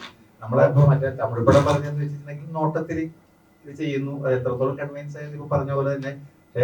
നമ്മൾക്കും പറയുമ്പോൾ ഞങ്ങൾ കൺവിൻസ് ചെയ്തു എന്ന് പറയാൻ പറ്റത്തുള്ളൂ, ബാക്കി പ്രേക്ഷകരാണല്ലോ തീരുമാനം. എങ്കിലും ബെറ്റർ ആയിട്ട് നമ്മൾ ഉദ്ദേശിക്കുന്നത് റിവെഞ്ച് ആണ് ശരിക്കും പറഞ്ഞാൽ. അതായത് ഒരു 4 പേരോട് പകപോക്കാൻ കഴിവില്ലാതെ വരുന്ന ഒരു വ്യക്തിയുടെ നിസ്സഹായത, ആ നിസ്സഹായതയിൽ നിന്ന് ഉടലെടുക്കുന്നതാണ്. അപ്പോൾ അയാളുണ്ടാവുന്ന ഒരു കഴിവും അയാളുടെ പഠിത്തവും അയാളെ റിവെഞ്ചിന് വേണ്ടി അധ്വാനിക്കുന്നു, കുറച്ച് നാള് വാനിഷ് ആവുന്നു, അയാളുടെ മൈൻഡ് റീഡിങ്ങും മെന്റലോസും കഴിഞ്ഞ് വന്നിട്ട് അയാളുടെ രീതിയിലൂടെ ഓപ്പറേറ്റ് ചെയ്ത് കൊല്ലുക. ഒരു മനുഷ്യൻ ഇപ്പൊ എന്നെ നിങ്ങൾ ഒന്ന് കൊല്ലും എന്ന് നിങ്ങൾ എന്നെ നേരിട്ട് പറഞ്ഞിട്ട് പോയി 11-ാം തീയതി എന്ന് പറഞ്ഞാല് സത്യം പറഞ്ഞ എനിക്ക് പേടിയുണ്ടാവും. ഞാൻ ഉള്ളുകൊണ്ട് എല്ലാവരും മുമ്പിലും ചിലപ്പോൾ പറയും അതൊന്നും ഉണ്ടാവില്ലെന്നേ. എനിക്ക് എന്നാലും കിടക്കുമ്പോൾ രാത്രിയൊക്കെ പേടിയായിരിക്കും, ഡേറ്റ് അടുക്കും തോറും. അതുപോലെ ആരെ കണ്ടാലും നിങ്ങൾ ഫോണിലായിരിക്കും, അറിയാൻ പറ്റത്തില്ലല്ലോ ഇയാളെന്നെ കൊല്ലാമെന്നാണോ എന്നൊരു തോന്നൽ വന്നാൽ നമ്മൾ മാനസികമായിട്ട് തകർന്നു എന്നാ പറയുന്നത്. അതിനകത്ത് അത് വലിയൊരു സംഭവം തന്നെയാണ്. മനസ്സിൽ ആരെ കണ്ടാലും സംശയം, അത് മെന്റൽ ഡിസോർഡർ ആകാം, ഒരു പക്ഷേ പ്രഷർ അടിച്ച് കയറി മരിക്കാം, പലതും സംഭവിക്കാം. അപ്പൊ അത് അങ്ങനത്തെ ഒരു മോഡിലാണ് നമ്മൾ ഈ പടം ക്രിയേറ്റ് ചെയ്തിരിക്കുന്നത്. അപ്പൊ പ്രത്യേകിച്ച് ക്യൂരിയോസിറ്റി ആണ്. അതായത് ജനം പ്രെഡിക്റ്റ് ചെയ്യുന്നവരല്ല നമ്മൾ ചെയ്യുന്നത്. നമ്മളിപ്പോ ഞാൻ നിങ്ങളെ കൊല്ലും എന്ന് പറഞ്ഞാൽ അത് പ്രതീക്ഷിച്ചിരിക്കുന്ന അയാൾ ഇങ്ങനെ നിങ്ങൾ മരിക്കുന്നില്ല. അപ്പൊ നമ്മുടെ ഇമാജിനേഷൻ കൊടുക്കാതെ അത് ജനം ഇപ്പൊ ഇന്നതാണ് സംഭവിക്കാൻ പോണെന്ന് പറയുമ്പോൾ അതല്ല, നെക്സ്റ്റ് വരെ അങ്ങനെ ഒരുപാട് സസ്പെൻസും ത്രില്ലറും കൂടി വെച്ചാണ് ചെയ്തിരിക്കുന്നത്. അതുകൊണ്ട് ജനം അത് സ്വീകരിക്കുന്നതാണ് വിശ്വാസം, കൺവിൻസ് ആകുന്ന വിശ്വാസം. എങ്കിലും നല്ലൊരു ചോദ്യമാണ് ഇട്ടുന്നത്. എങ്കിലും നമ്മളെ കൊണ്ട് പറ്റുന്ന രീതിയിൽ നമ്മൾ ലോകോത്തരം എന്നൊന്നും ഒരിക്കലും പറയാൻ, നമ്മൾ വളർന്നു വന്ന ചെറിയ കലാകാരന്മാരാണ്. നമ്മുടെ കഴിവിന്റെ പരമാവധി നമ്മളെ എഴുതിയിട്ടുണ്ട്, അത് മേക്ക് ചെയ്തിട്ടുണ്ട്, എല്ലാവരും നന്നായിട്ട് ചെയ്തിട്ടുമുണ്ട്. അപ്പൊ അത് വിജയിക്കുമെന്നാണ് വിശ്വാസം. ക്വാളിറ്റി മേക്കിംഗ് തന്നെ ഇപ്പൊ ഡിസ്ട്രിബ്യൂഷൻ പുള്ളി പറഞ്ഞതുപോലെ മേക്കിംഗ് എങ്ങനെയും തട്ടിക്കൂട്ടിയല്ല, ക്വാളിറ്റി മേക്കിംഗ് തന്നെയാണ്. അതാ നമ്മളെ ടീച്ചർ കാണുമ്പോഴും ട്രെയിലർ കാണുമ്പോഴും തന്നെ ആ മേക്കിങ്ങിന്റെ ആ ക്വാളിറ്റി നമുക്കൊരു വിശ്വാസമുണ്ട്, നന്നാകും എന്നൊരു വിശ്വാസമുണ്ട്. അതാണ് നമുക്ക് ആദ്യം കോൺഫിഡൻസ് ആണല്ലോ വേണ്ടത്. നന്നായിട്ട് ചെയ്തിട്ടുണ്ട്, ജനം സ്വീകരിക്കും, പ്രേക്ഷകരെ ഏറ്റെടുക്കുന്നൊരു വിശ്വാസമുണ്ട്. അതാണ്, പിന്നെ എല്ലാം ദൈവത്തിന്റെ കയ്യിൽ. അതുപോലെ തന്നെ ഇതിന്റെ ഒരു തിരക്കഥ എഴുതുന്ന സമയത്ത് ഈ പറഞ്ഞൊരു ചോദ്യം ഉണ്ടല്ലോ, ഈ ചോദ്യം നമ്മളുടെ മുമ്പിൽ വന്നതാണ്, എങ്ങനെ കൺവിൻസ് ചെയ്യുന്നുള്ളത് അല്ലേ? ഈ തിരക്കഥ എഴുതുന്ന സമയത്ത് നമ്മളത് നോക്കി, പല രീതിയിലായിട്ട് ചിന്തിച്ചു, പല ആൾക്കാരോട് സംസാരിച്ചു, പല ചർച്ചകളൊക്കെ നടത്തി. അപ്പം അത് കൺവിൻസ് ആവാനായിട്ട് മൈൻഡ് റീഡിങ്, കാരണം മൈൻഡ് തന്നെയാണ് ഏറ്റവും വലുത്, നമ്മുടെ മനുഷ്യന്റെ മനസ്സ് തന്നെ ഏറ്റവും വലുത്. അങ്ങനെയാണ് നമ്മൾ മാക്സിമം നമ്മുടെ ഒരു കഴിവനുസരിച്ച് നമുക്ക് പറ്റുന്ന നല്ല രീതിയിൽ ഇത് മേക്ക് ചെയ്തിട്ടുണ്ട്. പിന്നെ ബാക്കി നിങ്ങളൊക്കെയാണ് പോയി കാണുമ്പോഴാണ് അതിന്റെ അറിയാൻ പറ്റുന്നത്. ഇത് നമ്മുടെ ഏറ്റവും വലിയ നമ്മുടെ ഒരു സാധനം നിങ്ങൾക്ക് അറിയാലോ, ഒരു സംഭവം എഴുതി കഴിഞ്ഞാൽ ആദ്യം നമ്മുടെ സുഹൃത്തുക്കളായിരിക്കും നമ്മുടെ ഡിസ്കഷൻ കൊടുക്കുക. അതാണ് ആദ്യത്തെ പ്രേക്ഷകർ. എന്തായാലും അവരുടെ അഭിപ്രായം അത് പ്രേക്ഷകരായിട്ട് തന്നെ കാണും. സുഹൃത്തുക്കളായിട്ട് നമ്മൾ പറയും ഇങ്ങനെ ഒരു സംഭവം ഉണ്ട്, കൺവിൻസ് ആവുമോ? അപ്പൊ അവര് ഒരു ഓഡിയൻസ് ആണ്, ശരിയല്ലേ? എന്തിന്റെ അപ്പൊ അവര് നമ്മളെ ഒരുപാട് പേരോട് ചോദിച്ചു ഓക്കെ ആവും, കറക്റ്റ് ആയിരിക്കും എന്നൊരു വിശ്വാസം കൊണ്ട് നമുക്ക് ഉണ്ട് കേട്ടോ. പിന്നെ നിങ്ങൾ മീഡിയാസ് മാക്സിമം ഞങ്ങളെ ഹെൽപ്പ് ചെയ്ത് തരിക, അതാണ് ഏറ്റവും വലിയ വിജയം.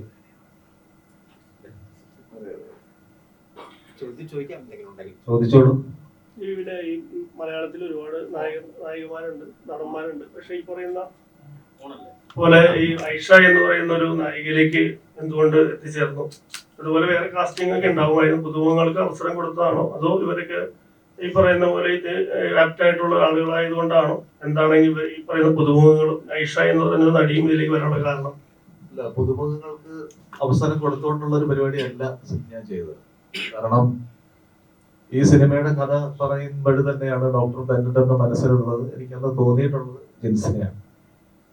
അതിനുശേഷം പിന്നെ ഇതിനകത്തൊരു IPS ഉദ്യോഗസ്ഥയായിട്ട് ഒരു അന്യ സംസ്ഥാനത്ത് നിന്ന് വന്ന, അല്ലെങ്കിൽ നോർത്ത് ഇന്ത്യ പോലുള്ള സ്ഥലങ്ങളിൽ നിന്ന് വന്ന ഒരു ലേഡി ആവണമെന്നുള്ളത് കഥയുടെ ഉള്ളിലൂടെ അത് പറഞ്ഞു പോകുന്നുണ്ട് എങ്ങനെയാണെന്നുള്ളത്.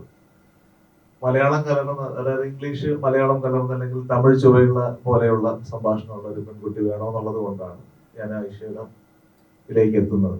ബിഗ് ബോസും തമിഴിലും അങ്ങനെയാണ് അമ്മയുമായിട്ടൊക്കെ സംസാരിച്ച് അങ്ങനെയാണ് ആയിഷയിലേക്ക് എത്തുന്നത്. അത് വളരെ മനോഹരമായിട്ടാണ് സിനിമയിൽ നല്ല രീതിയിൽ 2 ക്യാരക്ടർ ചെയ്തത്. ഒന്നൊരു പ്രണയവും കോളേജ് സീക്വൻസും എല്ലാം ഉണ്ട്, അതേപോലെ IPS ഓഫീസറാണ്. രണ്ടും വളരെ നല്ല രീതിയിൽ ആയിഷ ചെയ്തിട്ടുണ്ട്. അഡ്വക്കേറ്റായിട്ട് രജിത് കുമാർ.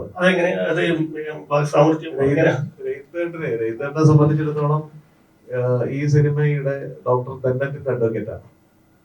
ഈ ഡോക്ടർ ബെന്നറ്റിന്റെ അഡ്വക്കേറ്റാണ്. അദ്ദേഹത്തിന്റെ കുടുംബത്തിന് സംഭവിച്ച കാര്യങ്ങളെ വാദിക്കുകയും അതിനെ നല്ല രീതിയിലേക്ക് കൊണ്ടുവരികയും കോടതിയിൽ തെളിയിക്കുകയും അതിന്റെ ഓപ്പോസിറ്റ് നിൽക്കുന്ന ആൾക്കാരെ ജയിലിലടക്കുകയും ചെയ്യുന്ന ഒരു ക്യാരക്ടറാണ്. അത് നല്ലപോലെ ആസ്വദിച്ചാണ് പുള്ളിയത് എല്ലാ ക്യാരക്ടറുകളും. കാരണം ജിൻസ് ആയാലും ജിൻസ് ഇപ്പൊ ഒരു സ്കൂൾ ഓഫ് ഡ്രാമയിൽ നിന്നാണ് വന്നത് എന്നുള്ളതൊന്നും എന്നെ സംബന്ധിച്ചിടത്തോളം അങ്ങനെ ഒരു ഫീലിംഗ് ഒന്നുമില്ല. പുതിയൊരു നടൻ എന്നുള്ള രീതിയിൽ പുതിയതായിട്ട് മലയാള സിനിമയിൽ വന്നതാണെന്നുള്ള ഫീലിംഗ് ഇല്ല. പിന്നെ നമ്മളെ സംബന്ധിച്ചിടത്തോളം ഞാനായാലും മധു കലാഭനായാലും ഇതിന് ബാക്കിയുള്ളവരായാലും പുള്ളിക്കുള്ള ഡയലോഗിന്റെ ഒരു വേരിയേഷൻ പ്രശ്നങ്ങൾ വരുമ്പോഴായാലും അവരെ ഫ്രീ ആയിട്ട് വിട്ട് അവരുടെ എങ്ങനെയാണ് അത് പ്രേക്ഷകരുടെ മുമ്പിൽ അവതരിപ്പിക്കുന്നത്, എങ്ങനെ പറയണം എന്നുള്ളതിനെ കുറിച്ച് നമ്മൾ ട്രെയിനിങ് ഒക്കെ കൊടുത്ത് മാക്സിമം അവരെ സപ്പോർട്ട് ചെയ്തിട്ടാണ് എല്ലാ ക്യാരക്ടറും ചെയ്തിരിക്കുന്നത്. ഇപ്പം നസീറൊക്കെ ആയാലും ഷാജു ചെയ്ത വേഷം, ഷാജുക്കൊപ്പം പ്രവീൺ പറഞ്ഞൊരു വേഷമാണ് ചെയ്തേക്കുന്നത്. അതൊരു ഗ്രൂപ്പാണ്, ഒരു ഗ്രൂപ്പിന്റെ MD മാരാണ് രണ്ടുപേരും. പിന്നെ സെറീൻ ജ്വല്ലറി ഉടമ സജിത്ത് എന്ന് പറഞ്ഞ വേഷം ചെയ്ത ജിനീഷ്. അതേപോലെ തന്നെ നമ്മുടെ ഒരു പൊളിറ്റീഷ്യനാണ് ജയകൃഷ്ണൻ, ജോമോൻ കുരിശിന്റെ. അവരുടെ ഒരു ഗ്രൂപ്പിനെയൊക്കെ നല്ല രീതിയിൽ അവരെ ഒരു നമുക്ക് പറ്റുന്ന രീതിയിലുള്ള ഒരു ക്യാരക്ടർ അതിൽ കണ്ടിരുന്നു. ജയകൃഷ്ണനെയൊക്കെ സംബന്ധിച്ചിടത്തോളം നസീറിനെയൊക്കെ. ഞാൻ നസീറിനെ കുറിച്ച് നേരത്തെ കൂട്ടി പറഞ്ഞത് എങ്ങനെയാണ് ആ ക്യാരക്ടറിലേക്ക് വരുന്നത്. കോമഡിയിൽ നിന്നും ഇത്തരത്തിലുള്ള സീരിയസ് വേഷങ്ങളിലേക്ക് വന്നത് കൊണ്ടാണ് ഞാനങ്ങനെ സ്ട്രൈക്ക് ചെയ്തതിലേക്ക് പോയത്. അപ്പൊ അത്യാവശ്യം എല്ലാവരും നല്ല രീതിയിൽ തന്നെയാണ് പെർഫോം ചെയ്തത്. ധാരാളം നാടക സുഹൃത്തുക്കൾ അതിനകത്ത് കാസർഗോഡ് ഭാഗത്ത് നിന്നുണ്ട്. അവരും ഒക്കെ നല്ല രീതിയിൽ പെർഫോം ചെയ്തിട്ടുണ്ട്. ക്യാരക്ടറുകളെല്ലാം നല്ല രീതിയിൽ തന്നെയാണ് പോയത്. നായകനോടും നായികയെടുത്താണ് ഈ മലയാള സിനിമയുടെ ആക്ടിങ് എന്ന് പറയുന്നത് ഒരു മഹാനടന്മാർ പോലും ചെയ്താൽ പോലും ട്രോള് വരുന്ന സമയമാണ് ഇപ്പോൾ.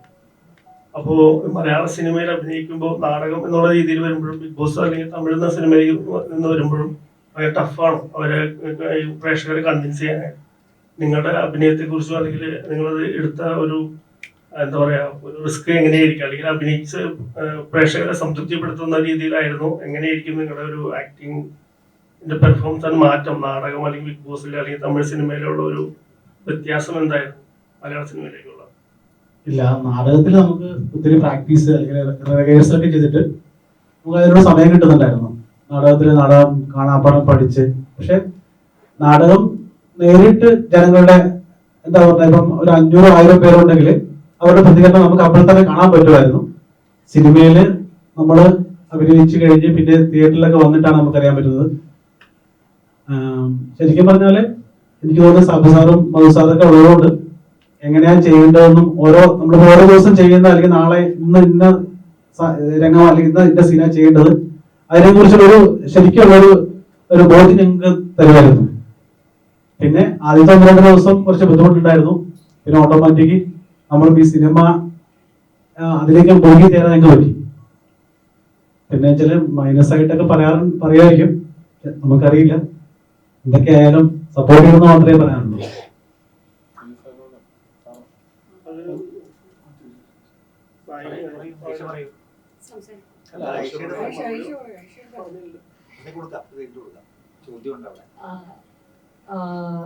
ചേട്ടൻ പറഞ്ഞത് ശരി തന്നെയാണ്. അത് തന്നെയാണ് ഞാൻ പറഞ്ഞത്, പേടിയുണ്ടെന്ന് പറഞ്ഞത് റീസൺ അതാണ്. ലൈക്ക് ബിക്കോസ് എങ്ങനെ അക്സെപ്റ്റ് ചെയ്യും. ബിക്കോസ് ഇപ്പോ വളരെ സിമ്പിൾ ആയിട്ട് ലൈക്ക് ഒരു മീംസിലോ അല്ലെങ്കിൽ ഒരു ട്രോളിലോ തകർത്ത് കളയുന്ന ലൈക്ക് ഓഡിയൻസും ഉണ്ട്. അത് നമ്മളെ ഭയങ്കരമായിട്ട് എഫക്ട് ചെയ്യും. സോ ഞാനൊരു ഓൾമോസ്റ്റ് 9 വർഷമായി ഇൻഡസ്ട്രിയിൽ. മലയാളത്തിൽ ഇപ്പോൾ ഫസ്റ്റ് ആയിട്ട് വരുന്നു. അപ്പോൾ എല്ലാം ലൈക്ക് ഫേസ് ചെയ്തിട്ട് തന്നെയാണ് ലൈക്ക് ബിഗിനിങ്സ് ആയ സമയത്തൊക്കെ ട്രാവൽ ചെയ്യുമ്പോൾ എല്ലാം ഫേസ് ചെയ്തിട്ടുണ്ട്. പക്ഷെ ഇപ്പോ മലയാള ഈ മൂവിയിൽ ചെയ്തിട്ട് ഇപ്പൊ ഞാൻ ഈ സിറ്റുവേഷനിൽ ഇരിക്കുമ്പോഴത്തേനും എന്റെ പാർട്ട് ഞാൻ മര്യാദയാക്കിയിട്ട് ചെയ്തിട്ടുണ്ട് എന്നുള്ളൊരു കോൺഫിഡൻസിലാണ് ഞാൻ ഇരിക്കുന്നത്. എനിക്ക് ഡയറക്ടർ എന്താണോ ചോദിച്ചത് അത് ചെയ്തു കൊടുക്കാൻ പറ്റിയിട്ടുണ്ടെന്നുള്ള ഒരു വിശ്വാസത്തോടാണ് ഞാൻ ഇരിക്കുന്നത്. പക്ഷെ അതിന്റെ ഒബ്വിയസ്ലി അതിന്റെ അഭിപ്രായം പറയേണ്ടത് പ്രേക്ഷകരാണ്. അവർക്ക് വേണ്ടിയാണല്ലോ നമ്മൾ മൂവി ചെയ്യുന്നത്. ഇഫ് ഇൻ കേസ് അവരെന്തെങ്കിലും തെറ്റായിട്ട് പറയുകയാണെന്നുണ്ടെങ്കിൽ അടുത്തതിൽ ഞാൻ നന്നായിട്ട് ചെയ്യും. ഇല്ല അവർക്ക് ഇഷ്ടപ്പെടുകയാണെന്നുണ്ടെങ്കിലും ഇന്നും ബെറ്റർ ആയിട്ട് ചെയ്ത് ഇന്നും അവരെ എന്റർടൈൻമെന്റ് ചെയ്യാൻ നോക്കും. ഇതാണ് എന്റെ മൈൻഡ് സെറ്റ്. ഇതിൽ വളരെ ഭംഗിയായി ചെയ്തിട്ടുണ്ട്, നന്നായി ചെയ്തിട്ടുണ്ട്. എന്നെ സംബന്ധിച്ചിടത്തോളം നന്നായി ചെയ്തിട്ടുണ്ട്. മര്യാദയ്ക്ക് ചെയ്തു എന്നല്ല. ഭംഗിയായി ചെയ്തിട്ടുണ്ട്. രഞ്ജിത്ത് സാറെന്ന് പറയും, ഇത് കേട്ട് ഞങ്ങൾ ട്രോളി. സാറ് ബൂസ്റ്റ് ചെയ്തൊന്നും കാര്യമില്ല. അഭിനയം വന്നു കഴിഞ്ഞാൽ ട്രോളന്മാരുടെ പൊളിക്കും. ഇല്ല, എനിക്ക് മനസ്സിലായില്ല. അല്ല, ഞാൻ പുള്ളിയോട് ബൂസ്റ്റ് ചെയ്യുമെന്ന് പറഞ്ഞതാ രഞ്ജിത്ത് സാർ. അഭിനയം കൊണ്ടില്ല. ഓവറാണെങ്കിലല്ല, അദ്ദേഹം ബൂസ്റ്റ് ചെയ്തതല്ല ഇതാന്ന് പറഞ്ഞു കഴിഞ്ഞാൽ നമ്മൾ സ്വന്തം അഭിപ്രായം പറയാന്നുള്ള. അല്ല സർ, ലൈക്ക് വരാൻ പാടില്ലെന്ന് എന്തെങ്കിലും ഉണ്ടോ? ലൈക്ക് എന്ത് പറഞ്ഞത് അങ്ങനെയല്ല, ഞാൻ പറഞ്ഞത് സാറ് പറഞ്ഞാണല്ലോ. ഞാൻ മോട്ടിവേറ്റ് പറഞ്ഞ മലയാള സ്ലാങ് ഞാൻ മര്യാദക്ക് ചെയ്തു എന്നാണ്. പക്ഷെ ഞാൻ ഭംഗിയായി ചെയ്തു, നന്നായി ചെയ്തു എന്നാണ് പറയേണ്ടതാണ് എന്നാണ് ഞാൻ പറഞ്ഞത്. അതാണ് പുള്ളിക്കാരനെ തിരുത്തിയത്. ലൈക്ക് എന്റെ ലാംഗ്വേജ് ആണ് തിരുത്തിയത്. എനിക്കറിയില്ല. Like I am really like worried in front of you guys. പേടിയാണ്, സത്യം പറഞ്ഞാൽ പേടിയുണ്ട്. ഈ പടം നന്നായി ചെയ്തു. ഞാൻ നന്നായിട്ട് ചെയ്തിട്ടുണ്ടെന്ന് എന്റെ വിശ്വാസം. ബട്ട് നിങ്ങൾ പറയും ഇൻഷാ അല്ലാഹ്.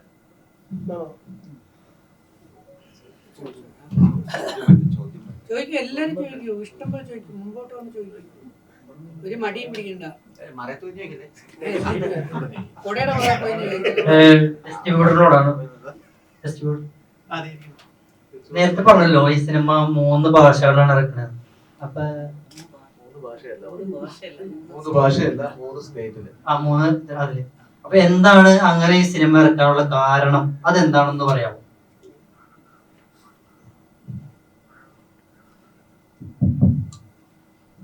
ഈ പടത്തിന്റെ ടീസർ കണ്ടപ്പോ തന്നെ നിങ്ങൾ കണ്ടായിരുന്നോ? ടീസർ എല്ലാവരും കണ്ടായിരുന്നോ? കാര്യം ഇവിടെ ഇരിക്കുന്ന ഞാൻ മാത്രമല്ല, നിങ്ങൾ എല്ലാവർക്കും ഇപ്പോൾ ടെക്നിക്കൽ സൈഡ് ഒരു ഇത് അറിയാന്നുള്ള ആൾക്കാരാണ്. ഈ ക്യാമറയുടെ ബാക്കിൽ ഇരിക്കുന്ന ഒരു ഇതപ്പെട്ട എല്ലാവരുടെയും സ്വപ്നം സിനിമ തന്നെയാണ്. അതെനിക്കും പേഴ്സണലി അറിയാന്നുള്ളത്. അപ്പൊ അങ്ങനെ വെച്ച് നോക്കുമ്പോഴെന്ന് വെച്ച് കഴിഞ്ഞാൽ നമുക്ക് ഒരു ട്രെയിലർ കാണുമ്പോൾ അല്ലെങ്കിൽ ടീസർ കാണുമ്പോൾ അറിയാം അവരെടുത്ത എഫർട്ട് എന്താണ്. കാര്യം ഇതിലെന്ന് വെച്ച് കഴിഞ്ഞാൽ എനിക്ക് തമിഴ് ഓഡിയൻസും അതേപോലെ തന്നെ എന്താ പറയുക കന്നഡ, തെലുങ്ക് ഇങ്ങനെയൊക്കെ ഉള്ളവര് ഇതിൽ കുറച്ചെങ്കിലും അക്സെപ്റ്റ് ചെയ്യുമെന്നുള്ളൊരു പ്രതീക്ഷയുണ്ട്. ഇതിൽ തമിഴ് ഓഡിയൻസിന് ഞാൻ ഭയങ്കരമായിട്ട് എന്താ പറയുക പ്രതീക്ഷ. നല്ല പടങ്ങൾ കൊണ്ടിടുമ്പോൾ അവര് എന്താ പറയുക അതിൽ വമ്പൻ താരനിര ഇല്ലെങ്കിലും പോയി കാണാറുണ്ട് പടം. പിന്നെ ആയിഷ എന്ന് പറയുന്ന ആർട്ടിസ്റ്റിനെ തമിഴില് നല്ല രീതിയിൽ അറിയാം. പിന്നെ എനിക്ക് അതിലെല്ലാം ഉപരി എന്ന് വെച്ചാൽ ഒരു ഡിസ്ട്രിബ്യൂട്ടർ എന്നുള്ള നിലയ്ക്ക് ഈ 3 സ്റ്റേറ്റിൽ പടം ഇടാൻ തീരുമാനിച്ചത് ഇതിന്റെ ക്വാളിറ്റി തന്നെയാണ്. കാര്യം ഒരു ചെറിയ സീനാണെങ്കിൽ കൂടി അതിന്റെ ഫ്രെയിമിങ് തൊട്ട് എല്ലാ കാര്യങ്ങളും ഭയങ്കരമായിട്ട് ഇവർ ശ്രദ്ധിച്ചിട്ടുണ്ട്. കാര്യം അവർ നല്ല രീതിയിൽ ഡയറക്ടർ ആണെങ്കിലും ബാക്കി അഭിനയിച്ചവരാണെങ്കിലും ക്രൂ ആണെങ്കിലും നല്ല രീതിയിൽ പണിയെടുത്ത ഒരു പടമാണെന്ന് അതിന്റെ ടീച്ചർ കണ്ടപ്പോൾ എനിക്ക് തോന്നി. ആ ഒരു ധൈര്യത്തിൽ തന്നെയാണ് ഈ പറയുന്ന 3 സ്റ്റേറ്റിലും അറ്റേടെ. കാര്യം മലയാളം തന്നെയാണ് എല്ലായിടവും റിലീസ് ചെയ്യുന്നത്. കാര്യം ഇന്നൊരു ഭാഷ എന്ന് പറയുന്ന ഒരു തടസ്സമല്ല, സിനിമയ്ക്ക് ഭാഷ ഇല്ല എന്നാണ് പറയുന്നത്. അപ്പൊ നല്ല പടമാണെങ്കിൽ കാര്യങ്ങൾ അവർ അക്സെപ്റ്റ് ചെയ്യും. പക്ഷെ എനിക്കിത് നല്ല പടമാണെന്നുള്ളൊരു പ്രതീക്ഷയുണ്ട്. അതുകൊണ്ട് ഓഡിയൻസ് വരും എന്നുള്ളൊരു നല്ല പ്രതീക്ഷ തന്നെയാണ് ഈ 3 സ്ഥലത്ത്, അതായത് കേരളം, തമിഴ്നാട്, കർണാടക 3 സ്ഥലത്ത് ഒരേ ടൈം തന്നെ റിലീസ് ചെയ്യുന്നു. അതിന് ഞാനൊന്ന് ആഡ് ചെയ്യട്ടെ. എന്ന് വെച്ചാൽ കോയമ്പത്തൂർ മാത്രം 4 ലക്ഷം മലയാളികളുണ്ട്. അതെനിക്ക് വ്യക്തമായിട്ട് അറിയാം. കോയമ്പത്തൂർ മാത്രം 4 ലക്ഷം മലയാളികളുണ്ട്. തമിഴ്നാട് എന്ന് പറയുന്നത് കേരള സംസ്ഥാനത്തിന്റെ ഇരട്ടി പോപ്പുലേഷനാണ്. ഏകദേശം 20-25 ലക്ഷത്തോളം മലയാളികൾ തമിഴ്നാട് മൊത്തമുണ്ട്. ഇപ്പോൾ ബിഗ് ബോസ് കഴിഞ്ഞാൽ ഞങ്ങൾക്കറിയാം മലയാളികൾ എത്രമാത്രമാണ് തമിഴ്നാട്ടിൽ എൻജോയ് ചെയ്തത് മലയാളം ബിഗ് ബോസ് എന്നുള്ള കാര്യം ഞാൻ അനുഭവിച്ച ഒരു കാര്യമാണ്. ദെൻ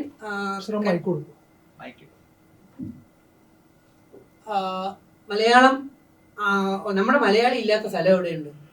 അപ്പോൾ കേരളത്തിലെ മലയാളികൾ അല്ലെങ്കിൽ നമ്മുടെ മലയാളികൾ തമിഴ്നാട്ടിൽ ഈ കോയമ്പത്തൂർ തന്നെ 4 ലക്ഷത്തോളം മലയാളികളുണ്ട്. ദെൻ തമിഴ്നാട് മൊത്തം എടുത്തു കഴിഞ്ഞാൽ 10-20 ലക്ഷത്തോളം മലയാളികൾ അവിടെയുണ്ട്. ബിഗ് ബോസ് കഴിഞ്ഞ സമയത്ത് സീസൺ 2-ലും സീസൺ 5-ലും എല്ലാം ചെന്നൈയിൽ നിന്ന് തമിഴ്നാട്ടിൽ നിന്നൊക്കെ വിളിച്ച മലയാളി പ്രേക്ഷകരെ എനിക്ക് നന്നായിട്ട് അറിയാം. അപ്പോൾ അവിടെയുള്ള മലയാളികൾക്കും ഈ പടം കാണണം. അവർക്കൂടെ ട്രിവാൻഡ്രത്തോ എറണാകുളത്തോ വന്ന് കാണാൻ പറ്റത്തില്ല.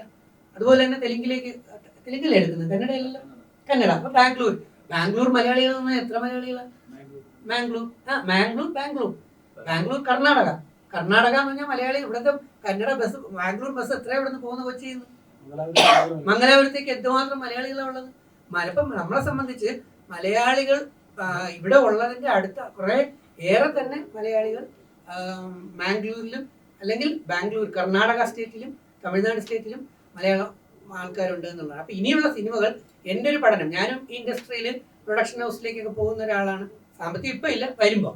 അപ്പം ഞാനൊരു പടം എടുക്കുന്നുണ്ടെങ്കിൽ തമിഴും മലയാളം കൂടെ മിക്സ് ചെയ്തെടുക്കാനായിരിക്കും ഞാൻ നോക്കുക. കാരണം കുറച്ച് മലയാളത്തിൻ്റെ ആർട്ടിസ്റ്റുകളും കുറച്ച് തമിഴിലെ ആർട്ടിസ്റ്റുകളും ആകുമ്പോഴത്തേക്ക് മലയാളവും തമിഴും കൂടെ മിക്സ് ചെയ്താകുമ്പം തമിഴ്നാട്ടിലുള്ളവർക്ക് മലയാളം കുറേ ഏറെ അറിയാം, മലയാളികൾക്കാണെങ്കിൽ തമിഴും അറിയാം മലയാളവും അറിയാം.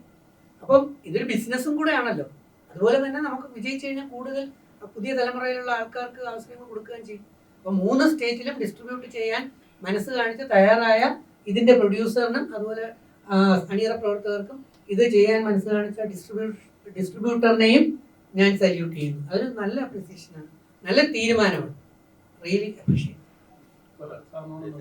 എന്നോടാണ് ചില സിനിമകള് നമ്മള് തിയേറ്ററിൽ കാണുമ്പോൾ അല്ലെങ്കിൽ തിയേറ്ററിൽ ശ്രദ്ധിക്കാതെ പോയ സിനിമകൾ OTT-ലേക്ക് വരുമ്പോ ഈ സിനിമ തിയേറ്ററിൽ വന്ന് കാണാൻ പറ്റിയത് എന്തുകൊണ്ടായിരിക്കും അങ്ങനെ ജനങ്ങളിലേക്ക്? വളരെ നല്ല. ഐ ലവ് യു മോനെ. എന്താ പേര് മോനെ? ഷബീർ. അസ്സലാമു അലൈക്കും. ഇരിക്കണം. ഞാനിപ്പോൾ ചെയ്ത സൂപ്പർ ജിംനി എന്ന് പറഞ്ഞൊരു പടമുണ്ട്. ഇപ്പം അനുഭവിച്ചൊരു കാര്യമാണ്. നമ്മുടെ മീനാക്ഷി നായികയായ, ഞാൻ ത്രൂ ഔട്ട് വില്ലനായ, ഉഡായിപ്പ് വാർഡ് മെമ്പറായിട്ടുള്ള ഏകദേശം 37 സീൻ എൻ്റെത് വരുന്നുണ്ട്. ഈ ജയകൃഷ്ണൻ ചേട്ടൻ, കോബ്ര രാജേഷ്, 32 ആർട്ടിസ്റ്റുകൾ അഭിനയിച്ച ഇടിവെട്ട് പടം, ഏകദേശം 1 CR അടുപ്പിച്ചെടുത്ത മലയാളപ്പുഴ രാജേഷ് നിർമ്മിച്ച് അനു പുരുഷോത്ത് ഡയറക്ട് ചെയ്ത സൂപ്പർ ജിംനി കിഡിലം പടമായിരുന്നു. പക്ഷേ തിയേറ്ററിൽ വന്നതും അറിഞ്ഞില്ല, പോയതും അറിഞ്ഞില്ല. കഴിഞ്ഞ അങ്ങേ ആഴ്ച ഇത് മനോരമ മാക്സിൽ റിലീസ് ചെയ്തപ്പോൾ അത് ചൂടപ്പം പോലെ പൊക്കോണ്ടിരിക്കുകയാണ്. OTT-ൽ ഇത് എവിടെയും പോകും. കാരണം ലോകം മൊത്തം മലയാളികളുള്ളിടത്ത് ബിഗ് ബോസിൽ നമ്മളെയൊക്കെ ഇഷ്ടപ്പെടുന്ന ഒരുപാട് പേർക്ക് ഇത് എന്താണെന്ന് നോക്കാനെങ്കിലും OTT കളക്ട് ചെയ്ത്. അപ്പോൾ OTT-ൽ അത് നന്നായി പോകുന്നു. എന്തുകൊണ്ടാണ് തിയേറ്ററിൽ സൂപ്പർ ജിംനി എത്താത്തത്? 1 കോടി രൂപയ്ക്ക് പടം എടുത്തിട്ട് 5 ലക്ഷം പോയിട്ട് ഒരു 3 ലക്ഷം രൂപയുടെ പോലും പ്രൊമോഷനോ പോസ്റ്ററോ റോഡിൽ ഉണ്ടായിട്ടില്ല. നിങ്ങൾ ആരെങ്കിലും സൂപ്പർ ജിംനിക്ക് ഇന്റർവ്യൂ വന്നതോ ഇതുപോലെ പ്രസ് മീറ്റിന് വന്നോ നിങ്ങൾക്ക് ചൂണ്ടിക്കാണിക്കാമോ? ഇല്ലായിരുന്നു. അപ്പൊ പ്രൊമോഷൻ വർക്ക് ഇല്ലാതെ പോയി. ഇന്ന് സിനിമ നമ്മൾ ഉണ്ടാക്കിയാൽ മാത്രം പോരാ, ഈ പ്രോഡക്റ്റ് ജനങ്ങളിലേക്ക് എത്തിക്കണമെങ്കിൽ നല്ല പ്രൊമോഷൻ ആവശ്യമാണ്, അല്ലേ? അപ്പൊ നിങ്ങളെപ്പോലെയുള്ളവർ അത് പ്രൊമോട്ട് ചെയ്ത് ജനങ്ങളിലേക്ക് എത്തിക്കുമ്പോൾ അവർക്കത് കൂടുതൽ ആക്സസ് ചെയ്യാനുള്ള എളുപ്പമുണ്ട്. പിന്നെയുള്ളത് റോഡ് നീളെ വഴി നീളെയുള്ള പോസ്റ്ററുകളാണ്. അതിനും പണം വേണം. അപ്പൊ നമ്മൾ 1 കോടി രൂപയുടെ സിനിമ എടുക്കുമ്പോൾ ഒരു 10 ലക്ഷം രൂപയെങ്കിലും കുറഞ്ഞത് പ്രൊമോഷന് വേണ്ടി ഉപയോഗിച്ചാൽ മാത്രമേ ഇത് മുഖ്യധാര ജനങ്ങളിലേക്കൊക്കെ എത്തത്തുള്ളൂ. പലപ്പോഴും നല്ല പടങ്ങൾ ക്ലിക്കാവാതെ പോകുന്നത് ഈ നല്ല പടങ്ങൾ ജനങ്ങളിലേക്ക് വേണ്ട രീതിയിൽ എത്തപ്പെടുന്നില്ല.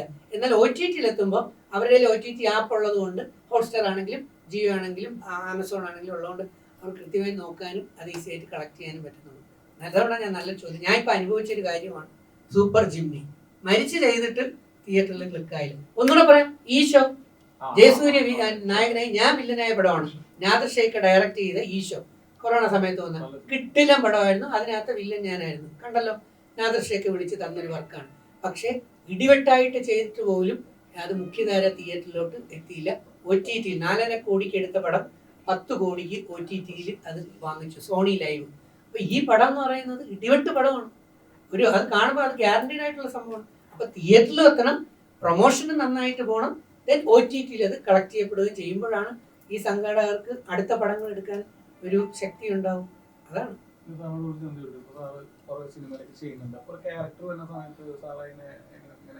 ഞാൻ എന്റെ 36ാമത്തെ പടമാണ് കഴിഞ്ഞ ദിവസം കഴിഞ്ഞത്. അടുത്ത മധു കലാഭവൻ അടുത്തൊരു പടം എടുക്കുന്നുണ്ട്, അതിൽ എനിക്കൊരു ക്യാരക്ടർ പറഞ്ഞിട്ടുണ്ട്. സാബു സാർ അടുത്തൊരു പടം ചെയ്യുന്നുണ്ട്, എനിക്കൊരു ക്യാരക്ടർ പറഞ്ഞിട്ടുണ്ട്. എന്നെ വെച്ച് സിനിമ എടുത്ത 3 ഡയറക്ടർമാർ അവരുടെ 2ാമത്തെയും 3ാമത്തെയും പടത്തിൽ എനിക്ക് വലിയ വേഷങ്ങൾ തന്നു. ഞാൻ അങ്ങനെ ചെയ്യുന്നു എന്നല്ലേ ചോദിച്ചത്. ആക്ച്വലി എന്റെ ജീവിത അനുഭവങ്ങൾ തന്നെയാണ് പലതും. അതൊരു പാഷനാണ്. നമ്മൾ ആ ക്യാരക്ടറായിട്ട് മാറുക എന്നുള്ളതാണ് നമ്മുടെ പാഷനാണ്. അത് ഉള്ളിൽ നിന്ന് നമുക്ക് അത് ഉണ്ടാവുക. കുറേ സർട്ടിഫിക്കറ്റ് ഉണ്ട്, 54ഓളം സർട്ടിഫിക്കറ്റ് ഉണ്ടായിരുന്നു. നമുക്ക് 7 കോളേജുകളായിട്ട് പഠിച്ചു. പക്ഷെ നമ്മളാരും റെക്കഗ്നൈസ് ചെയ്തില്ല, നമ്മളാരും പ്രൊമോട്ട് ചെയ്തില്ല. ബിഗ് ബോസിലൂടെ തന്നെ ലാലേട്ടൻ എന്നോട് വിളിച്ചപ്പോൾ ലാലേട്ടൻ പറഞ്ഞു അടുത്ത 2 പടത്തിൽ തരാമെന്ന്. അതേ തരും, തീർച്ചയായിട്ടും വരും സമയം തരും. പക്ഷെ ഇതുവരെയും കിട്ടിയിട്ടില്ല. അപ്പൊ എന്നെ കുറിച്ച് മഹീന്ദർ കേച്ചേരി ഫേസ്ബുക്കിൽ എഴുതി, നല്ല ആർട്ടിസ്റ്റ്. നേരത്തെ രാവിലെ ഇന്റർവ്യൂ എടുത്തതിൽ കലാഭവൻ മോചേട്ടൻ പറഞ്ഞ പോലെ നല്ല ആർട്ടിസ്റ്റാണ്, സംവിധായകർ ശ്രദ്ധിക്കണമെന്ന്. പക്ഷെ നമ്മുടെ നാട്ടിൽ ഈ നേരത്തെ പറഞ്ഞ പോലെ പുതിയ ആൾക്കാരെയും വളരുന്ന ആൾക്കാരെയും പ്രൊമോട്ട് ചെയ്ത് കൊണ്ടുവരാൻ വലിയ മനസ്സ് പലരും ചെയ്യാറില്ല. എപ്പോഴും നേരത്തെ പറഞ്ഞ നമുക്ക് എസ്റ്റാബ്ലിഷ്ഡ് ആർട്ടിസ്റ്റിനെ ഉപയോഗിച്ചാൽ റിസ്ക് ഇല്ലല്ലോ എന്ന് വിചാരിക്കും. എന്നെ സംബന്ധിച്ച് എൻ്റെ ലൈഫ് എക്സ്പീരിയൻസ് ആണ്. സ്ക്രിപ്റ്റ് കിട്ടുമ്പോൾ, ക്യാരക്ടർ കിട്ടുമ്പോൾ ഞാനല്ലാതായി ക്യാരക്ടറായി മാറാനുള്ള ഒരു അവസരം ദൈവം തരുന്നു. അത് അനുഭവത്തിലൂടെ ഉണ്ടാകുന്ന സംഭവം. ഇത് കണ്ടിട്ട് പറയണം. പ്രണയ സിനിമകൾ ചെയ്യാനാണ് കൂടുതൽ ഇഷ്ടം.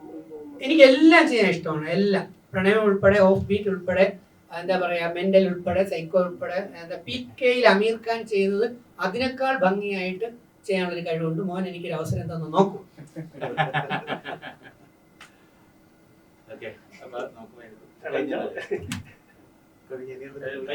ഇതിനകത്തിപ്പോ പുള്ളി പറഞ്ഞ കറക്റ്റാണ്. ഞങ്ങൾ രണ്ടും രണ്ട് പടമല്ല. ഞങ്ങളുടെ സ്ക്രിപ്റ്റ് എഴുതി ഞങ്ങൾ ചെയ്യുന്ന പടത്തിൽ ഇതിൽ ബാക്കി വേഷം ഉറപ്പുണ്ട് എന്ന് പറഞ്ഞു. രണ്ടും രണ്ടായിട്ടല്ല കേട്ടത്. ഞാൻ എഴുതുന്നു, പുള്ളി ചെയ്യുന്നു. അപ്പൊ എന്തായാലും ഇപ്പൊ ഇങ്ങനെ ചോദിച്ചതിനും നസീറിന്റെ കാര്യം ചോദിച്ചു. ഇതൊക്കെ വളരെ വർഷങ്ങളുടെ പഴക്കമുള്ള ബന്ധങ്ങളാണ് നസീർക്കായിട്ട്. ഞങ്ങൾ ഷോകൾ ചെയ്തിട്ടുണ്ട്. അപ്പൊ എന്താ വെച്ചാൽ നമുക്കൊരു ഫ്രീഡം ഉണ്ട് ഇവരോട് പറയാറുണ്ട്. നസീറിന്റെ ഷാജു ഒക്കെ അതും ഇതിനകത്ത് ഗുണം ചെയ്തിട്ടുണ്ട് ഒരുപാട്. അതിനോട് ഇന്നതുപോലെ പറയാറ്. അപ്പൊ എല്ലാവരും ഒരിക്കൽ കൂടി നിങ്ങൾ തന്നെ ആദ്യം നിങ്ങളുടെ അനുഗ്രഹമാണ് ആദ്യം ഇത് പറഞ്ഞാക്കി തരിക. പിന്നെ പ്രേക്ഷകരെ തുടങ്ങി വിജയിപ്പിക്കുക. എല്ലാം താങ്ക് യു. ഞാനിപ്പോ സംവിധാനത്തിൽ അതെ, മലയാള തമിഴില് ആരുടെ കൂടെ അഭിനയിക്കാണ് ഏറ്റവും കൂടുതൽ ഇഷ്ടം? അഭിനയിക്കാൻ നായികയായിട്ട്? നായികയായിട്ടൊന്നല്ല, ബട്ട് എനിക്ക് രജനി സാറിന്റെ കൂടെ എപ്പോഴെങ്കിലും ഒരു മൂവി ചെയ്താൽ കൊള്ളാമെന്നുണ്ട്. മലയാളത്തിലാണെങ്കിലും മമ്മൂക്ക നല്ല. പിന്നെ ഈ ഡോക്ടർ ബെനറ്റില് പോലീസ് റോളല്ലേ? ഓക്കെ, പോസ്റ്ററിൽ കാണാൻ നല്ല ലുക്ക് ഉണ്ട്, കൂളിംഗ് ഗ്ലാസും ഇതൊക്കെ അടിപൊളിയാണ് കാണാൻ. അപ്പൊ നമ്മുടെ ഈ പഴയ ആൾക്കാര് എന്ന് വെച്ചാൽ മഞ്ജു വാര്യർ, നവ്യ നായർ, ഭാവന, അങ്ങനെ തുടങ്ങിയ കുറെ പേര് പോലീസ് വേഷം ചെയ്തിട്ടുണ്ട്. അപ്പൊ അവരെ പോലെ തന്നെ ഈ ഡോക്ടർ ബെനറ്റില് ഐഷൻ എല്ലാവരും പ്രേക്ഷകരെ ഞെട്ടിക്കും. അയ്യോ, അതെനിക്കറിയില്ല, അത് പ്രേക്ഷകർ കണ്ടു തന്നെ പറയണ്ടേ. മോനെന്തായാലും കണ്ടു നോക്ക്. ഞെട്ടിയാലും ഞെട്ടിയില്ലെങ്കിൽ അഭിപ്രായം അറിയിച്ചാ മതി. നീ ഞെട്ടിയില്ലെങ്കിൽ ഐഷ ഉറപ്പായി വന്ന് നിന്നെ ഞെട്ടിക്കും. അയ്യോ ദൈവമേ. ഒരിക്കലില്ല. നമുക്ക് ഇവിടെ വന്ന് നമ്മുടെ ഈ സിനിമയ്ക്കുള്ള എല്ലാ പ്രൊമോഷനും തന്ന എല്ലാ മീഡിയ സുഹൃത്തുക്കൾക്കും ടീം ബെനറ്റിന്റെ പേരിൽ എന്റെയും എന്റെ ഈ ടീമിന്റെയും നന്ദി അറിയിക്കുകയാണ്. ഇവിടെ ഷെജിൻ PRO, ഡിസ്ട്രിബ്യൂട്ടർ, എൻ്റെ ടീമും എല്ലാവരുടെയും പേരിൽ നന്ദി അറിയിക്കുകയാണ്. എല്ലാവരും തിയേറ്ററിൽ പോയി സിനിമ കാണണം. ഞങ്ങളെ മാക്സിമം സപ്പോർട്ട് ചെയ്യുക. ഞങ്ങളുടെ കുഞ്ഞു സിനിമയെ നിങ്ങളൊന്ന് വലിയ സിനിമയാക്കി മാറ്റുക. ഓക്കെ.